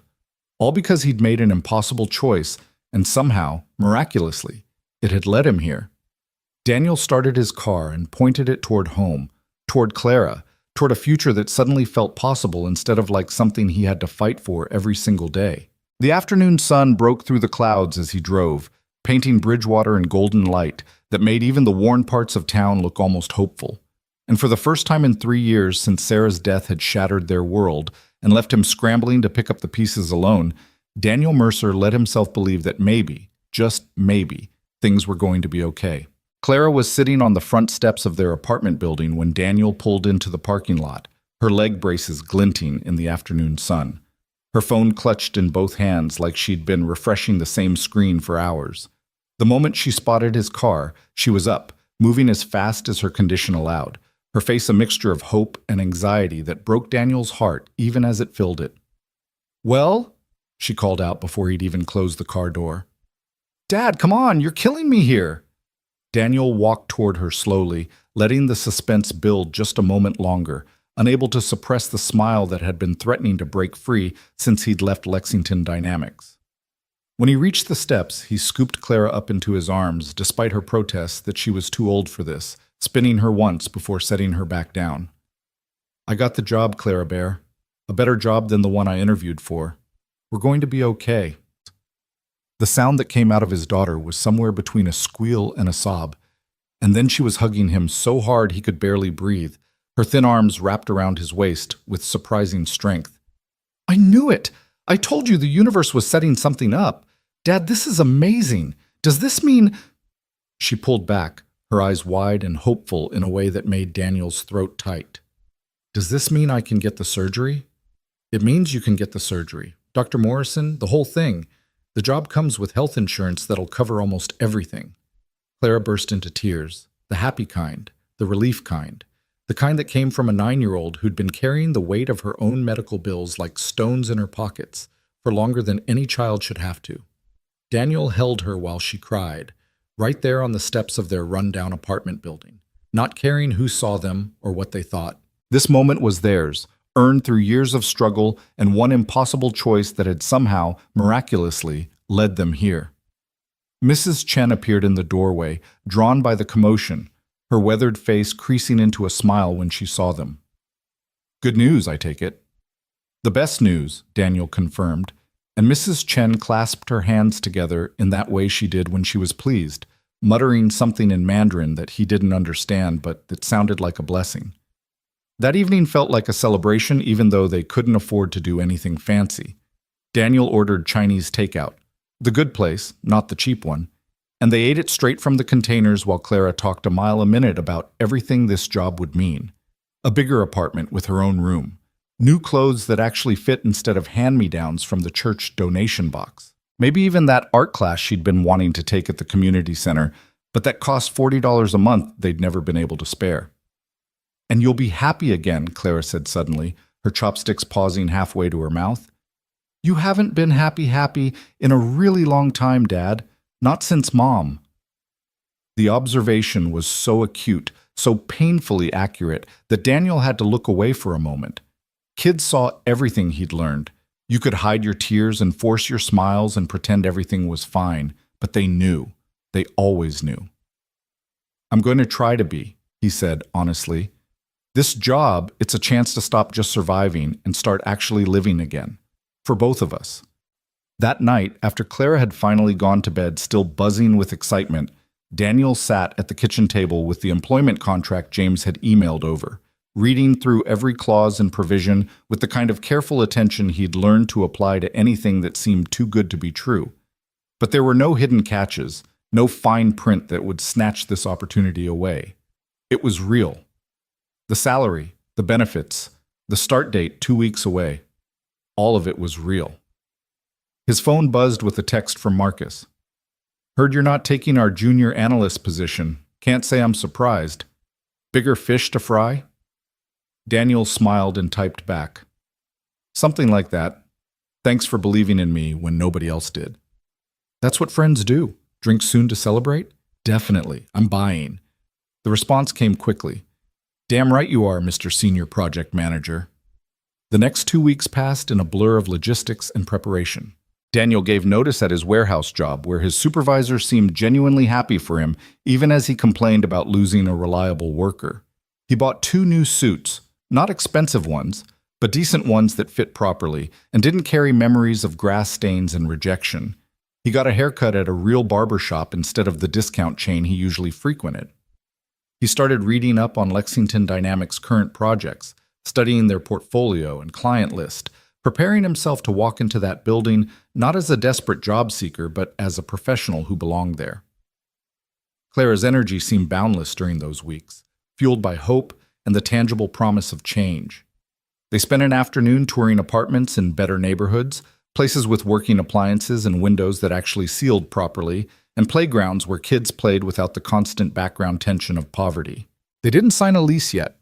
Daniel wanted his first paycheck to clear before committing to anything, but just looking felt like permission to dream. On the Saturday before his start date, Daniel took Clara to meet Dr. Morrison to schedule her surgery. The specialist had been following Clara's case for 2 years, waiting for the day when insurance and finances would align to make the procedure possible. When Daniel handed over his new insurance card, Dr. Morrison's face broke into a genuine smile. "This is excellent coverage," she said, reviewing the benefits on her computer. "We can schedule Clara for late next month. Give her time to do some preparatory physical therapy.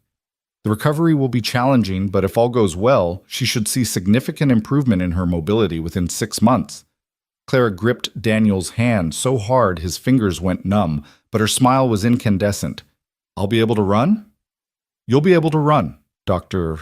Morrison confirmed, and Clara made a sound that was half laugh, half sob, pressing her face against Daniel's arm.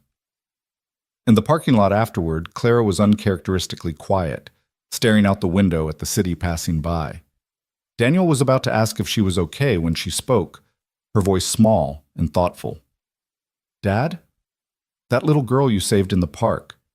Her mom is really the one who gave you the job, right? It's not just because you're good at your job stuff, it's because you saved her daughter.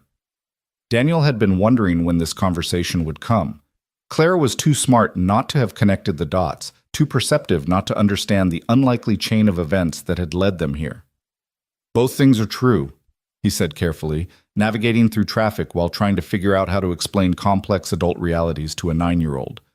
Ms. Langford gave me the job partly because I saved Sophie, that's her daughter's name, but she also gave it to me because she looked at my qualifications and decided I was good enough to deserve it. The first part got me in the door, the second part is why I get to stay. So it's like, you did something good, and the universe paid you back for it. Maybe. Or maybe it's just that sometimes, when we do the right thing, it leads us to places we wouldn't have gotten to otherwise. I don't know if it's the universe, or just luck, or just life being weird and complicated. Clara was quiet for another moment. I'm glad you stopped to help her, even though it was scary for us for a while. I'm glad you're the kind of person who would stop. Me too, sweetheart. Me too.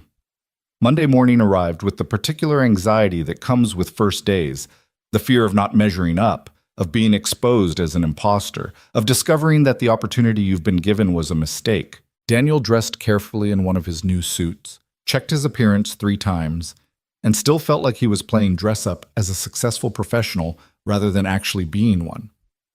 You look really fancy, Clara said over breakfast, eyeing him critically.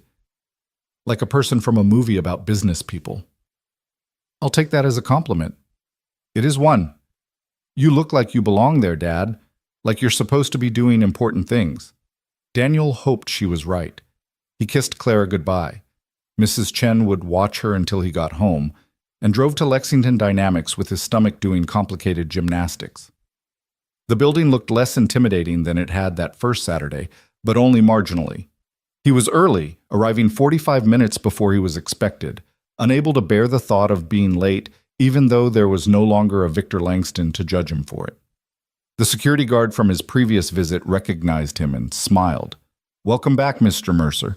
HR is expecting you on the 15th floor. The morning was consumed by the administrative tedium of starting any new job. Paperwork and orientations, computer passwords and building access, the careful dance of meeting new colleagues and trying to remember names and titles. His direct supervisor was a woman named Patricia Chen, no relation to his neighbor, who ran the project management division with efficient warmth. She was maybe 50, with short gray hair and the kind of competent air that made you trust her immediately. I'll be honest with you, Patricia said when they finally sat down in her office after the morning's bureaucracy. There's been some talk about how you got this position. People know you saved Ms. Langford's daughter. Some of them think you're here because of that connection rather than your qualifications. Daniel had been expecting this, but hearing it stated so bluntly still stung. I understand. What can I do to prove otherwise? Patricia's smile was approving. That's exactly the right response. You do your job, you do it well, and you let your work speak for itself. I've reviewed your file, Daniel. May I call you Daniel? And I think you're going to be an asset to this team, but I can't make anyone else believe that. You have to show them. I will. Good. Because I'm going to throw you in the deep end. She pulled up something on her computer, then turned the screen toward him. This is the Meridian Project, a complete supply chain overhaul for one of our major clients.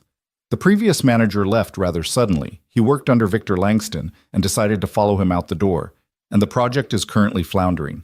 Timeline's aggressive, budget's tight, clients getting nervous. It's a mess. Daniel studied the project overview, his mind already cataloging the problems he could see even in the brief summary. This was exactly the kind of challenge he'd thrived on in his previous job, the kind of complex puzzle that required technical skill and people management in equal measure. When do I start? Team meeting in an hour. Your team is 4 people, all of them good at what they do, but currently lacking direction. Client call is scheduled for Wednesday. You have 2 days to get up to speed and convince them we haven't completely dropped the ball. Patricia's expression was challenging, but not unkind. Think you can handle that? Yes.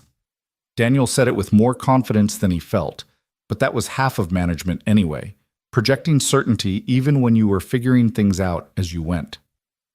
The hour before the team meeting was a crash course in organized chaos. Daniel downloaded files, read status reports, studied the client's requirements and the current project plan. The previous manager had left things in disarray, with conflicting information and missed milestones and team members who clearly hadn't been communicating effectively. It was a disaster, but it was a fixable disaster. Probably. He hoped. The team meeting was held in a glass-walled conference room with views of the city that Daniel tried not to find distracting.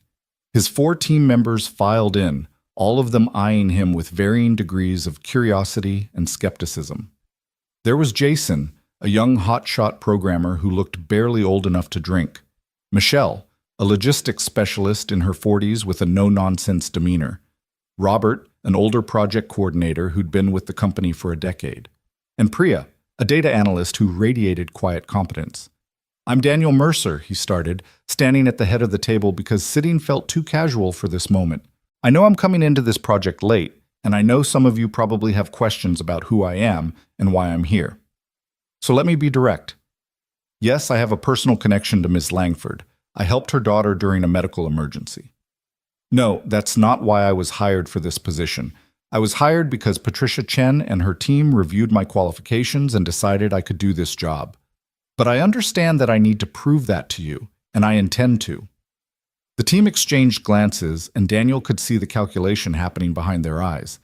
At least he'd acknowledged the elephant in the room, rather than pretending it didn't exist.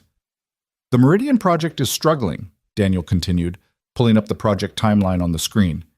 "We've missed 2 major milestones. We're trending 15% over budget, and our client is unhappy. That's not a judgment on any of you. From what I can see, you haven't had consistent leadership in weeks. But we need to fix it, and we need to fix it fast." "The previous manager left us with incomplete specifications," Michelle said, her tone defensive but factual. "We've been waiting for clarification from the client for 3 weeks." "Then we stop waiting. I'll reach out to them today. Set up a call for tomorrow instead of waiting until Wednesday. Jason, I need you to document every technical question we have. Michelle, compile your logistics concerns. Robert, Priya, same thing for your areas. By end of business today, I want a comprehensive list of everything we need from the client to move forward." "That's a pretty aggressive timeline, Chumped," Robert said, and there was skepticism in his voice that suggested he didn't think the new guy, the one who got his job because he was a hero, could actually pull this off. "It is," Daniel agreed, "but we don't have the luxury of gentle timelines.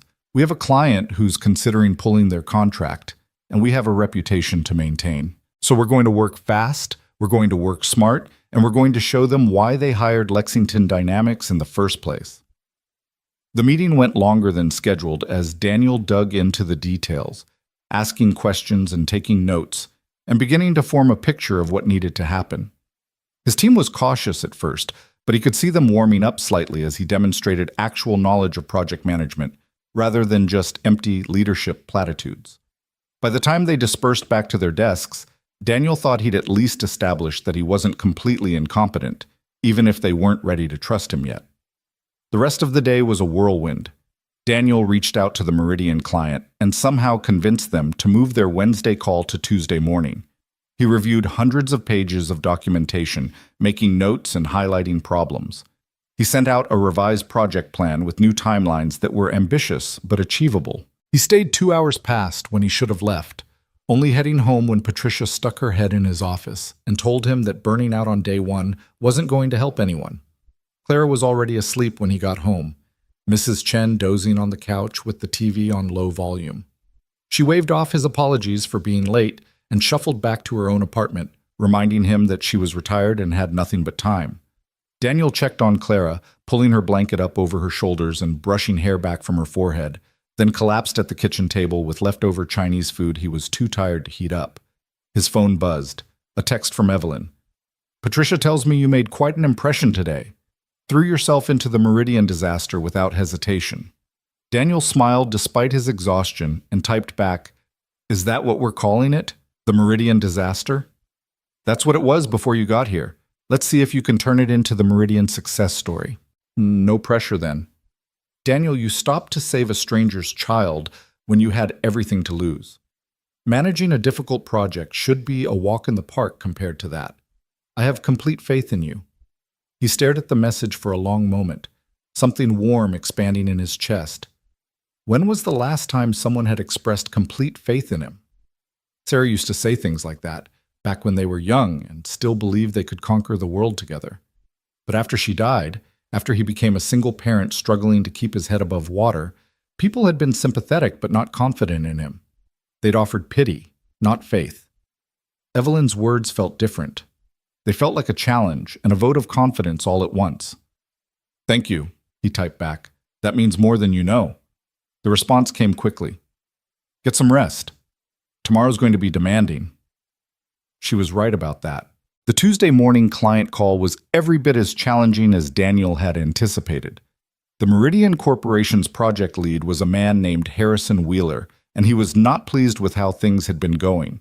For the first 10 minutes of the call, he detailed every missed deadline, every miscommunication, every reason why his company was considering terminating their contract with Lexington Dynamics. Daniel let him finish, taking notes and not interrupting, not making excuses. When Harrison finally paused for breath, Daniel spoke with calm authority. "Mr. Wheeler, everything you've said is accurate. We dropped the ball. But I'm not going to waste your time or mine explaining why that happened. What I'm going to do is tell you how we're going to fix it." Daniel shared his screen, pulling up the revised project plan he'd worked on until midnight. "Here's our new timeline. It's aggressive, but it's achievable. Here's how we're addressing each of the technical issues you've raised. And here's my personal commitment to you. I will send you a detailed status report every Friday afternoon. Any problems, you'll hear about them from me before they become crises.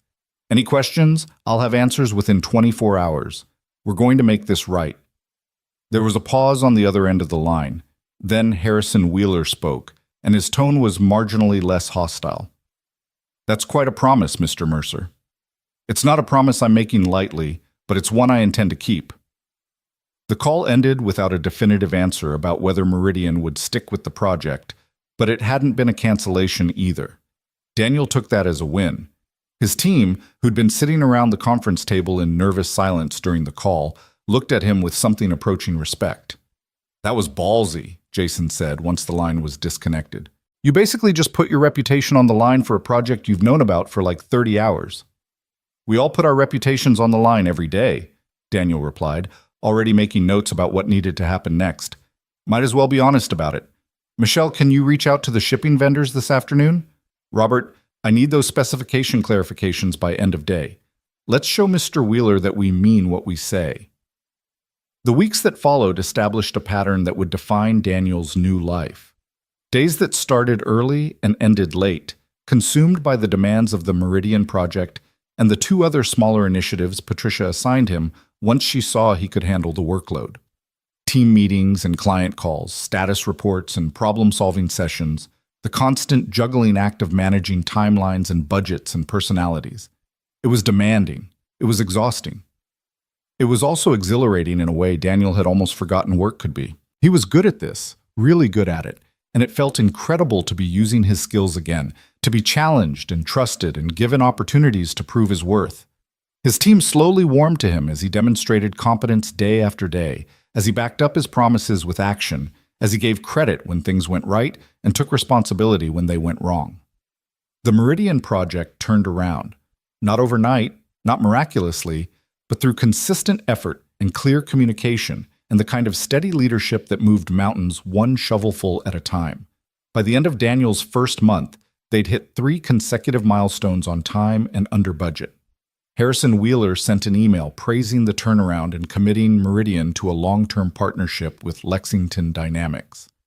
Patricia forwarded it to Daniel with a note. "Well done. This is exactly what we hired you to do." But it was Evelyn's message that made Daniel smile. "I knew I was right about you." Life at home changed too, though more gradually. The first paycheck was surreal, more money than Daniel had seen in months, and it was just the beginning. He paid off their most urgent debts, bought Clara the art supplies she'd been coveting, took her out for a celebration dinner at a restaurant with cloth napkins and a dessert menu. Small things, normal things, things that other families did without thinking twice but that felt like luxury to them. Clara's surgery was scheduled for late October, and as the date approached, Daniel found himself alternating between hope and terror. The procedure was supposed to help. Dr. Morrison was confident it would help. But surgery was still surgery, still risk, still his daughter on an operating table while he waited helplessly. He tried not to let Clara see his anxiety, but she knew anyway. Kids always knew. The night before the surgery, Clara couldn't sleep. Daniel sat on the edge of her bed, holding her hand in the darkness, listening to her breathe and trying not to think about everything that could go wrong. "Dad?" Her voice was small. "What if it doesn't work? What if I'm still the same after?" "Then you'll still be you," Daniel said firmly. "Smart and brave and stronger than anyone I've ever met. This surgery isn't about fixing you, Clara. You're not broken. It's just about making things easier."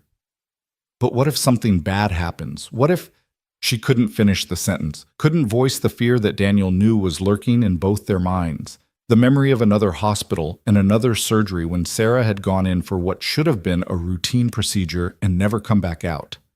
Daniel climbed into the narrow bed with his daughter, something he hadn't done since she was very small, and wrapped his arms around her. "Nothing bad is going to happen. Dr. Morrison is the best. The hospital is excellent, and you're tough as nails. But Clara, even if things don't go perfectly, even if the surgery doesn't help as much as we hope, we're going to be okay. We've survived worse than this. We've survived the worst thing that could happen to us, and we're still here, still fighting, still together." Clara curled into him, her thin body fitting against his side the way it had when she was a toddler and the world was simpler. "I love you, Dad." "I love you too, kiddo, more than anything in this world." They fell asleep like that, father and daughter, holding on to each other against an uncertain future and choosing to believe that morning would bring healing rather than heartbreak. Outside, Bridgewater's lights glittered in the October darkness, and somewhere in a penthouse office, Evelyn Langford was still working, thinking about her own daughter and the man who'd saved her, and the strange ways that lives could intersect and change each other. Somewhere in a hospital, surgeons were preparing operating rooms for the next day's procedures, checking equipment and reviewing files, including one for a 9-year-old girl named Clara Mercer who deserved a chance to run.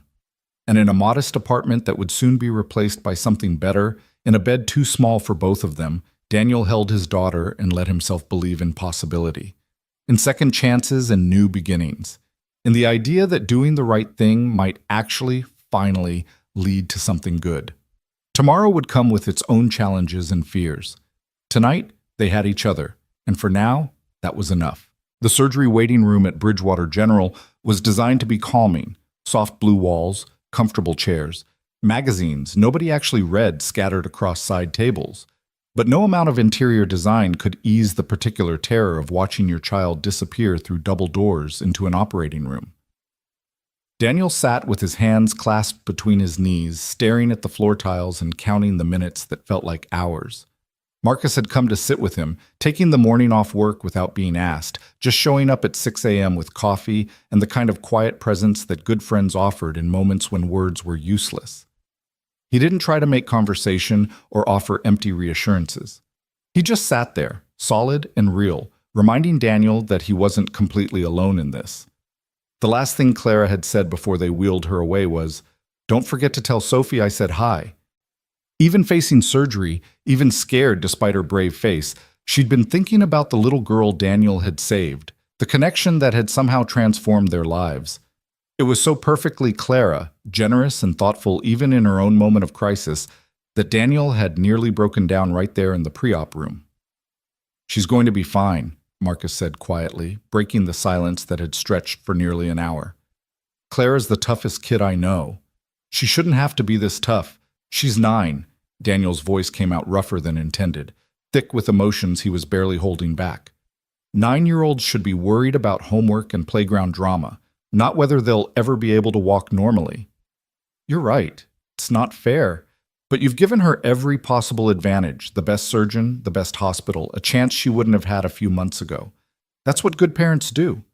They fight for their kids, even when the fight seems impossible."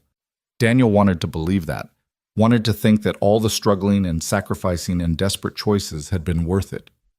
But sitting in this waiting room, not knowing what was happening behind those doors, all his certainty crumbled into the primal fear that maybe the universe would take Clara away from him the way it had taken Sarah, that maybe happiness was always temporary and loss was always lurking just around the corner. His phone buzzed, a text from Evelyn. Thinking of you and Clara today. Surgery days are terrifying. I remember when Sophie had her tonsils out and I was convinced something would go wrong. But Clara has the best team in you. She's going to be okay.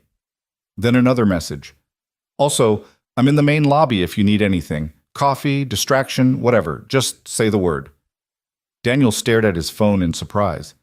Evelyn's here, he told Marcus, at the hospital. The CEO? Why? I don't know. But even as he said it, Daniel understood. Evelyn knew what it was like to be a single parent afraid for your child. She knew the particular loneliness of facing medical crises without a partner to share the weight. She was here because she understood, and because somewhere in the past months, a connection had formed between them that went beyond professional courtesy or gratitude. Do you want me to go? Marcus asked, already starting to stand. If you need time with her. No, stay. But maybe I should go down and say hi. I can't just sit here for 3 more hours, slowly losing my mind.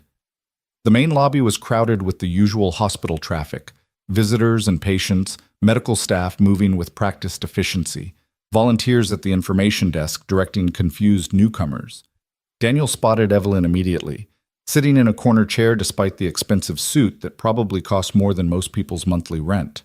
She looked up as he approached, and her expression was soft with concern rather than her usual professional composure. You didn't have to come, Daniel said, sitting in the chair beside her. I know, I wanted to. Evelyn held up a cardboard carrier with 2 coffee cups. I brought reinforcements. The cafeteria coffee here is terrible, so I stopped at that place on 5th Street, the one that actually knows what they're doing. Daniel accepted the cup, and the familiar aroma was grounding in a way he hadn't expected. Thank you for this, for being here. You must have a million things you should be doing. Nothing more important than this. Evelyn studied him with those sharp eyes that seemed to see past whatever mask he was trying to maintain. How are you holding up? I'm terrified, Daniel admitted, because there didn't seem to be any point in pretending otherwise. I keep thinking about Sarah, about the last time I was in a hospital waiting for someone I loved to come out of surgery. She never did. What if... Don't go there. Evelyn's voice was firm, but not unkind. I know it's hard not to, but every surgery is different. Every situation is unique. Clara is young and strong, and Dr. Morrison wouldn't have recommended this procedure if she didn't believe it would help. Trust that. I'm trying. They sat in companionable silence for a moment, sipping coffee that tasted expensive and watching the hospital bustle around them. Finally, Evelyn spoke again, her tone careful. Can I ask you something personal? After everything, I think we're past the point of standing on ceremony. Fair enough. Evelyn traced the lid of her coffee cup with one finger, not quite meeting his eyes. How did you do it? After Sarah died, how did you keep going? Because I lost my husband 3 years ago, and some days I still feel like I'm just going through the motions, checking boxes on some list of things living people are supposed to do. Work, parent, breathe, repeat. But I'm not sure I've actually processed any of it. The question was so raw, so honest, that Daniel had to take a moment before answering. This wasn't the billionaire CEO asking. This was just a widow trying to figure out how to survive the unsurvivable. I don't know that I did keep going, he said slowly. Not in any meaningful way. I survived. I made sure Clara was fed and safe and loved. I went through the motions, like you said.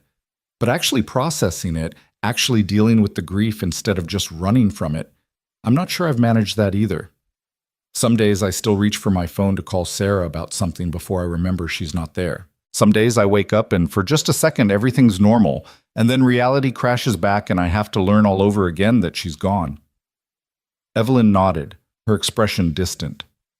Michael used to make this terrible joke about how he'd haunt me if I ever replaced him with someone boring.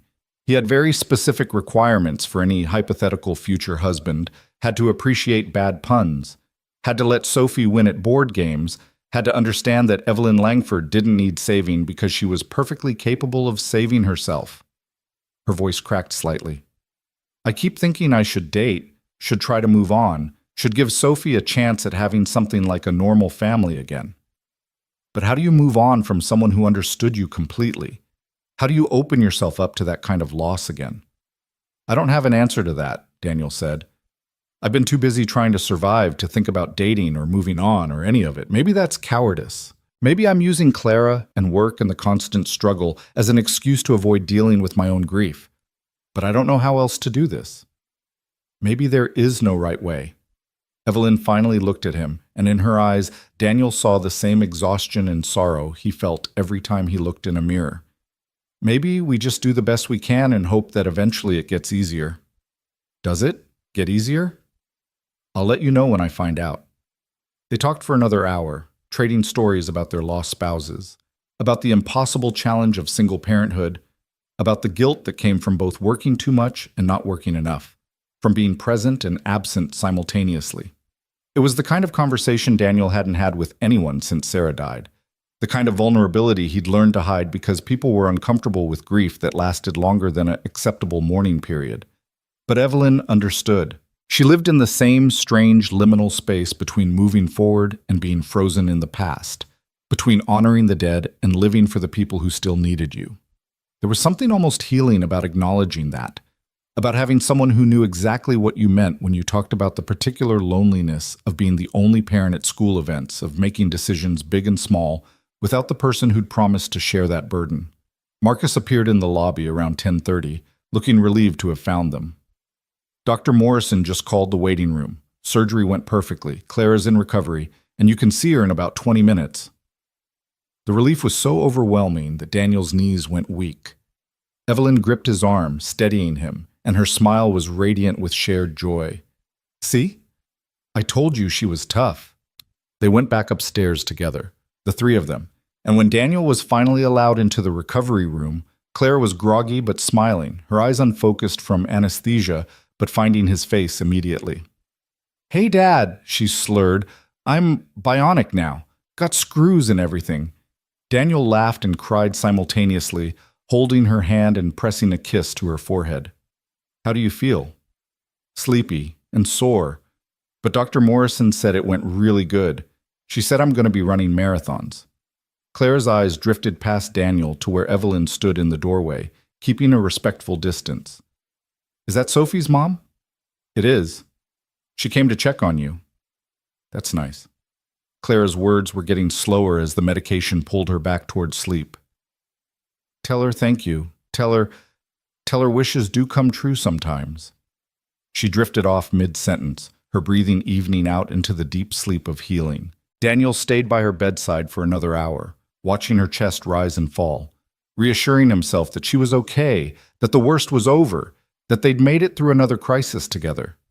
When he finally emerged into the hallway, Evelyn was still there, leaning against the wall with her phone in hand but not looking at it. She straightened when she saw him. She's good, Daniel said, and his voice broke on the words. She's going to be okay. I'm so glad. Evelyn reached out and squeezed his shoulder, and the simple human contact was enough to make Daniel's carefully maintained composure crumble. He pressed his hands to his face, shoulders shaking with silent sobs, and Evelyn just stood there with him, her hand steady on his shoulder, letting him fall apart in a hospital hallway without judgment or discomfort. When he finally pulled himself together, embarrassed by the display, Evelyn just smiled gently. You're allowed to have feelings, Daniel. You've been strong for long enough. Let someone else carry some of that weight for a minute. I don't know how to do that. Neither do I. But maybe we could figure it out together. There was something in her tone, in the way she was looking at him, that made Daniel's heart do a complicated flutter. This was more than employer and employee, more than grateful mother and the man who'd saved her child. This was two people who understood each other's pain and survival, who'd found unexpected connection in the midst of crisis. I should get back to Clara, Daniel said, not quite ready to examine what he was feeling. But thank you for everything, for being here. Any time, Evelyn said, and she meant it. Clara's recovery was both faster and harder than Daniel had anticipated. The surgery had been successful, but the physical therapy was grueling. Daily exercises that left her exhausted and sometimes in tears. Small victories measured in degrees of motion and percentages of strength. Daniel rearranged his work schedule to take her to appointments, working early mornings and late nights to make up the hours. pushing himself to the edge of burnout to be both the father Clara needed and the professional Lexington dynamics deserved. Patricia noticed, of course. "You're going to crash if you keep this up," she told him one Friday afternoon when she found him still at his desk at 7 p.m. "Delegate more. Trust your team. You don't have to prove yourself anymore, Daniel. We all know you're good at this." "I just need to get through these next few weeks," Daniel said, rubbing his eyes. "Once Clara's through the worst of the recovery, things will settle down." Famous last words. But Patricia's expression was sympathetic rather than critical. "At least promise me you'll take the weekend off. No emails, no checking project status, nothing. Just be with your daughter." It was good advice, and Daniel tried to follow it. That Saturday, he and Clara had a movie marathon, working their way through her favorite animated films while she did her at-home exercises during the boring parts. She was getting stronger. It was visible in the way she moved, in the increased range of motion, in the determined set of her jaw when the exercises hurt, but she pushed through anyway. "Dr. Morrison says maybe I can try walking without the braces in a few months," Clara said during a commercial break, her tone carefully casual in the way of kids testing out hope they're afraid to fully embrace. "Like, not all the time probably, but sometimes." "That's amazing, sweetheart." "Yeah."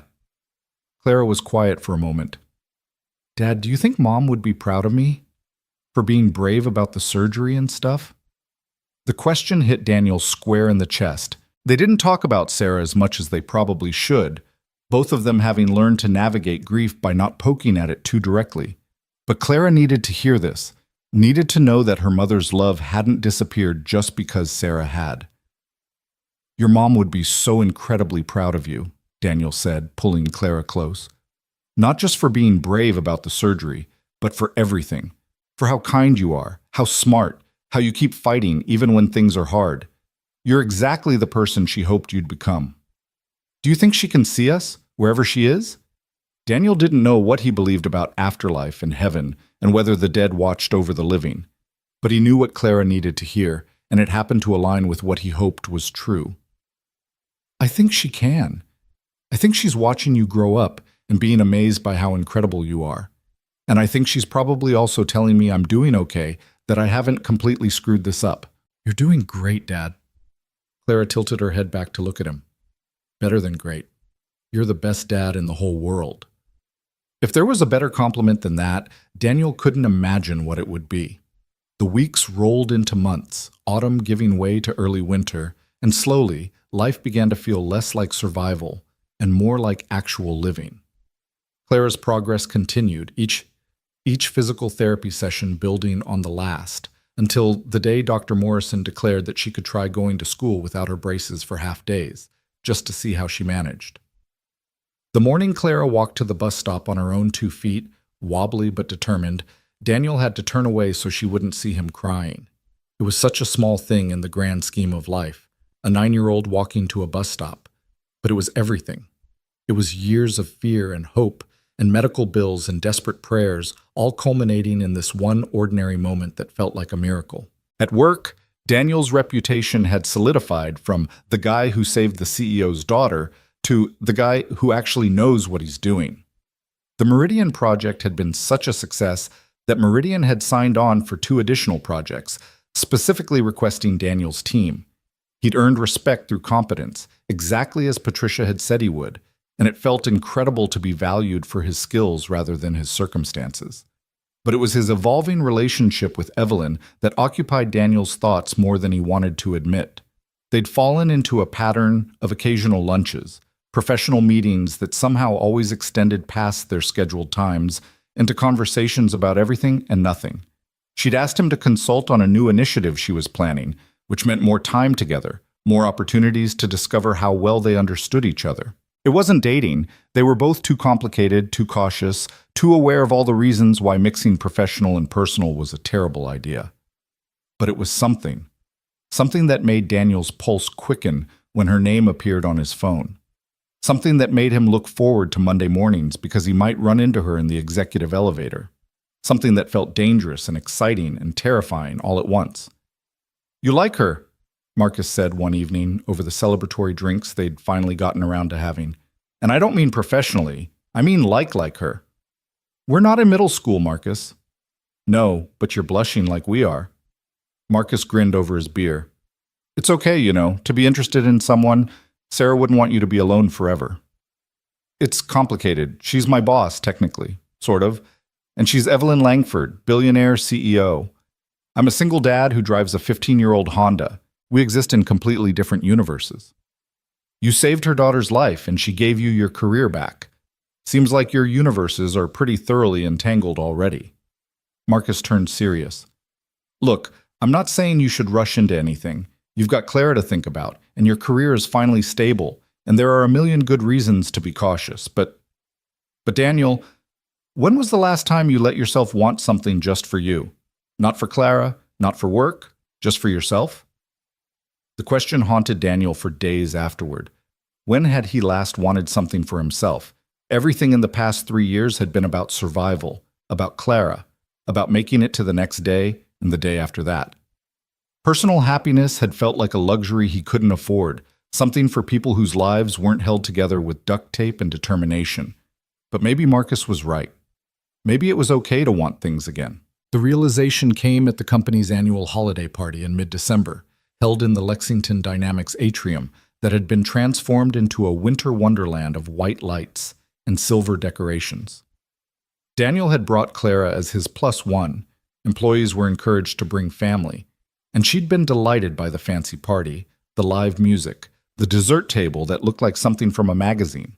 Evelyn had brought Sophie, and the two girls had gravitated toward each other immediately, Clara showing Sophie her new walking skills, and Sophie introducing Clara to her friends from private school.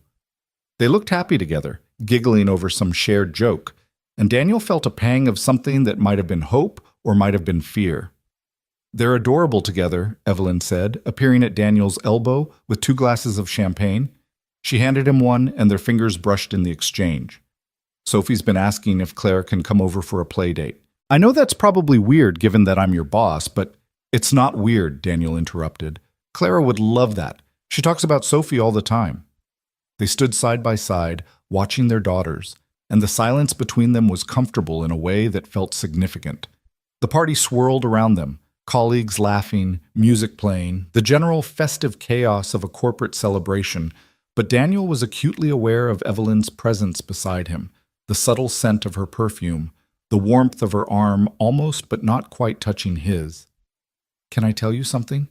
Evelyn said quietly, her eyes still on the girls. "That day in the park, when Sophie nearly died, it changed my perspective on everything. Not just in the obvious ways, being more present, working less, but in understanding what actually matters. I built this company thinking success meant growth and profits and market dominance. But that moment when I got the call that Sophie was in danger, none of that mattered. The only thing that mattered was her." "I understand that," Daniel said. "When Clara was born, Sarah and I had all these plans for careers and houses and the life we were going to build. Then Sarah got sick, and suddenly none of those plans mattered. The only thing that mattered was time. Having more of it, using it well, not wasting a single moment. We're quite a pair, aren't we? 2 workaholics who had to nearly lose everything to figure out what we actually value."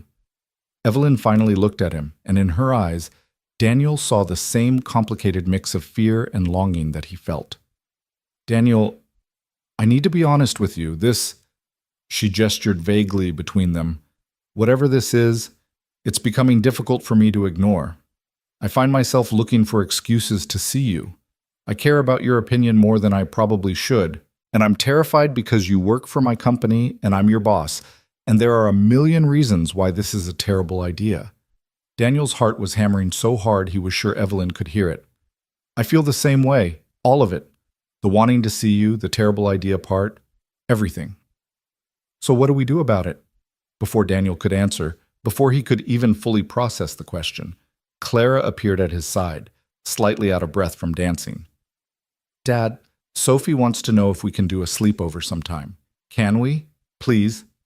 Sophie was right behind her, looking at Evelyn with the same hopeful expression Clara was directing at Daniel, and the 2 adults exchanged a glance that was part amusement, part resignation, part something else entirely. "I think we can arrange that," Evelyn said, and the smile she gave Daniel was warm enough to make his breath catch. The weeks leading up to Christmas were filled with small moments that built on each other. Clara's play date at Sophie's house, which was less a house and more a mansion, but where the girls played with the same enthusiasm kids everywhere played. A coffee meeting between Daniel and Evelyn that had nothing to do with work and everything to do with two people trying to figure out if what they felt was real or just trauma bonding and gratitude wrapped in loneliness. It was Daniel who finally made the first real move. On a cold January evening when Evelyn had stayed late at the office working on quarterly reports and he'd been passing by on his way home. He knocked on her door and she looked up from her desk with surprise and pleasure. "Working late again?" he asked, leaning against the door frame. "I could say the same about you." Evelyn glanced at her watch. "It's almost 8. Shouldn't you be home with Clara?" "She's at a friend's house for dinner. I'm actually off duty for once." But Daniel took a breath, gathering courage. "Have you eaten? Because I know this place that makes incredible Thai food, and I was thinking maybe we could have dinner. Not a work dinner, not a business meeting, just dinner." Evelyn's smile was slow and genuine. "Are you asking me on a date, Daniel Mercer?" "I'm terrified, but yes. Yes, I am." "Then yes. I'd love to have dinner with you." That first date led to a second, then a third, a careful courtship conducted around work schedules and parenting responsibilities, and the complicated logistics of two people rebuilding their lives. They moved slowly, both of them gun-shy and cautious, both carrying the weight of past loss and the fear of being hurt again. But slowly, carefully, something real began to build between them. Clara noticed, of course. She was 9, not blind. "You really like Sophie's mom, don't you?" she asked one Saturday morning over breakfast. Daniel considered lying or deflecting, but Clara deserved honesty. "I do. Is that okay with you?" Clara was quiet for a long moment, pushing cereal around her bowl. "Do you love her the way you loved Mom?" "No," Daniel said immediately. "What I had with your mom was unique, Clara. Nothing will ever replace that or diminish it. But people can love more than one person in their lifetime. Not the same way, but in ways that are still real and meaningful. Your mom will always be your mom, and I'll always love her memory. But that doesn't mean I can't also care about Evelyn. Okay?" Clara met his eyes. "Because I like her too. She's nice, and Sophie's great. And you've been happier lately, like really happy, not just pretend happy. I think Mom would want that for you." "You're pretty wise for a 9-year-old, you know that?" "I'm almost 10, Clara corrected with a grin. "That's basically a teenager." Spring arrived with the kind of gentle warmth that made Bridgewater beautiful, trees blooming and the city shaking off winter's gray. Clara's physical therapy had progressed to the point where she was walking full-time without braces, still with a slight limp but mobile in ways that had seemed impossible a year ago. She'd joined the school art club and made friends, and was living the kind of normal childhood that Daniel had fought so hard to give her, and Daniel and Evelyn had fallen in love. It hadn't been a lightning bolt or a dramatic moment. It had been gradual, building through shared dinners and long conversations, and the slow revelation that they understood each other in ways that felt rare and precious. They still hadn't told anyone at work, wanted to keep it private until they were sure, until the complications of dating your boss or dating your employee could be properly navigated. But everyone seemed to know anyway. The way they looked at each other in meetings, the subtle shift in their dynamic, the fact that Evelyn smiled more and Daniel seemed lighter. Office gossip being what it was, theories abounded, but nobody said anything directly. Until Patricia pulled Daniel into her office one afternoon in April. "I'm going to ask you something, and I want you to know that my question comes from a place of protecting both you and this company," she started, her expression serious. "Are you and Evelyn Langford involved romantically?" Daniel's first instinct was to deny it, but Patricia deserved better than that. "Yes, we are." "How long?" "A few months. We've been keeping it quiet because we know it's complicated." Patricia nodded slowly. "Complicated is an understatement. You report to me, not directly to her, which helps. But she's still the CEO, and workplace relationships at that level of power differential can be problematic.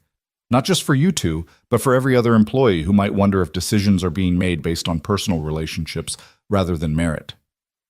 "I know. We've talked about it. We're trying to figure out the right way to handle it. Well, you'd better figure it out quickly, because in about 2 weeks, we're announcing the new VP of Operations position that's been vacant since Victor Langston left, and Evelyn wants to offer it to you. Daniel stared at Patricia in shock. What? No, that's exactly the kind of thing that would make people think I'm getting ahead because of our relationship. That's what I told her. But Daniel, the truth is, you're the best person for the job.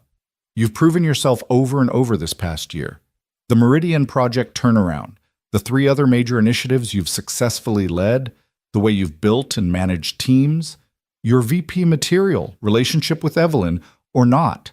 But the optics are terrible, and we need to address that head on. I don't want the promotion, Daniel said immediately. Not like this. Not when it would undermine everything I've worked for. That's noble and probably stupid. Patricia leaned back in her chair. Talk to Evelyn. Figure out what you both want. But Daniel, don't turn down an opportunity you've earned just because you're afraid of what people might think. You've spent the last year proving your worth. Don't throw that away. That evening, Daniel and Evelyn had dinner at her house. A regular occurrence now, the 4 of them, Daniel and Clara and Evelyn and Sophie, forming something that looked almost like a family. After the girls went upstairs to play, Daniel told Evelyn about his conversation with Patricia. I knew Patricia was going to talk to you, Evelyn said, not quite meeting his eyes. I should have discussed it with you first. But Daniel, you deserve this promotion. You've earned it through your work, not through our relationship. Nobody else will see it that way. They'll think I slept my way to the executive level. Let them think what they want. People are going to gossip no matter what we do. Evelyn reached across the table, taking his hand. But I understand your concern. So here's what I'm proposing. We go public with our relationship. Not splashy, not dramatic, just honest. We tell HR, we make sure everything is properly documented. We're transparent about the potential conflicts of interest. And then we let your work speak for itself. And if people still think it's favoritism, then you prove them wrong, the same way you've been doing all year. Daniel, I love you. I'm not going to hide that or pretend it doesn't exist just because it's complicated. But I also trust your competence. Take the VP position, show everyone what you're capable of, and we'll handle the rest together.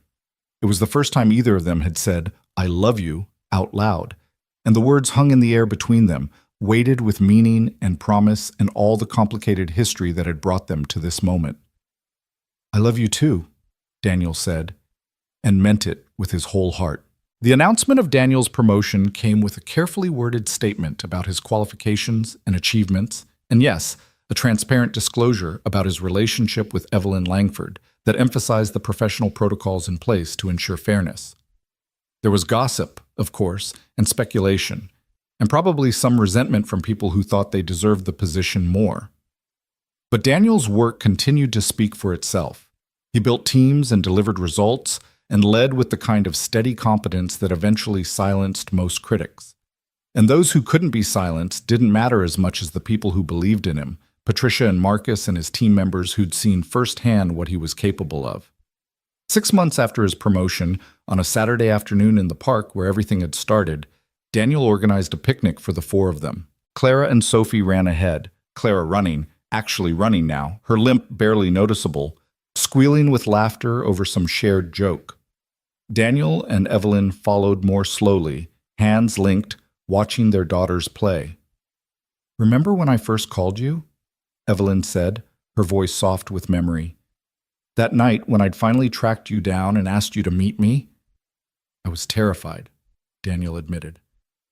I thought you were going to offer me money to go away or make me sign something saying I wouldn't talk to the press. I probably should have. That would have been the sensible corporate response. Evelyn stopped walking, turning to face him. But I've learned that the sensible response isn't always the right one. The sensible thing would have been to keep my distance, to keep you as just an employee, to never risk my heart on someone again. But Daniel, you taught me something important that day in the park. You taught me that sometimes doing the right thing, the brave thing, means risking everything. Even when you can't see how it'll work out. Even when all the logical reasons say you shouldn't. I didn't teach you that. I just made a choice that seemed impossible not to make. Exactly, and so did I. When I chose to find you, to offer you a job, to let myself care about someone who'd already proved he had more integrity than anyone I'd ever met. I risked my professional reputation, risked being accused of poor judgment, risked my heart on someone who might not have been ready. But you were worth that risk. You are worth that risk. Daniel pulled Evelyn close, pressing a kiss to her forehead. Claire was right, you know. That night before her surgery, when she said wishes come true sometimes, I wished for the chance to give my daughter a better life. I wished for stability and security and the ability to stop just surviving. But I never wished for this. For you. For what we've built together. This is better than anything I could have imagined. So what now? Evelyn asked, her arms wrapped around his waist, her head resting against his chest. We've both rebuilt our lives. We've both taken risks that paid off. What's the next chapter? Daniel thought about that question, watching Clara and Sophie playing in the distance, in the same park where this whole impossible story had started. He thought about second chances and new beginnings, about loss and love, and the strange ways that life could break you and heal you simultaneously. I think the next chapter is just living, he said finally. Not surviving, not fighting, just living, being present for our daughters, building our careers, being happy, together. That sounds perfect, Evelyn said, and when she tilted her face up to kiss him, Daniel tasted salt from tears he hadn't realized she was crying. Happy tears, the kind that came from releasing old pain and embracing new possibility. Claire and Sophie ran back to them, breathless and giggling, demanding that the adults come play their game.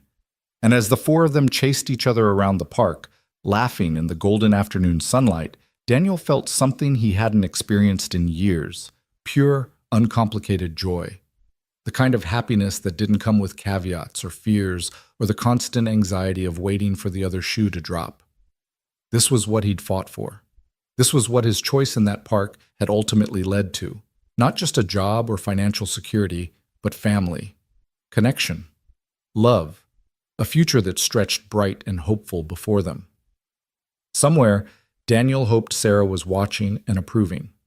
Somewhere, Michael was probably making terrible jokes about Evelyn finally finding someone who could keep up with her.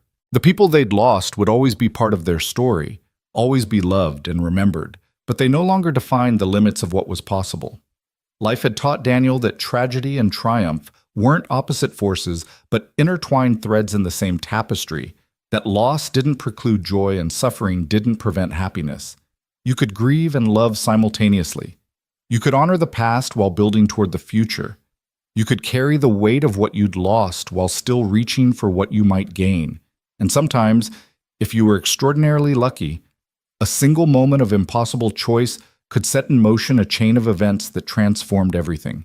A choking child, a missed interview, a deleted email, a mother's determination, a risky offer, two hearts learning to trust again. All of it leading here to this perfect ordinary moment in a park in Bridgewater, with his daughter running freely and the woman he loved standing beside him, and a future that felt, for the first time in years, like something to look forward to rather than something to simply endure.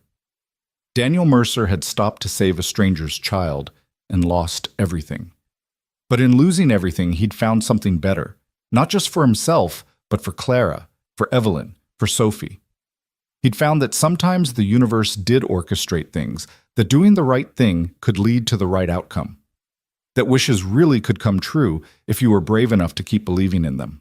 The sun was setting over Bridgewater, painting the sky in shades of gold and pink, and as Daniel pulled his family close, because that's what they were now, a family built from loss and choice and stubborn hope, he let himself believe that everything they'd survived had been worth it for this moment, this feeling, this promise of all the good days yet to come. And somewhere in the city, in offices and homes and parks, other people were making their own impossible choices, risking their own everything for what mattered most, writing their own stories of loss and redemption and the strange, beautiful way that life could break your heart and heal it in the same breath. But that was their story to tell. This one, Daniel's story, had found its happy ending. Not an easy one, not without scars and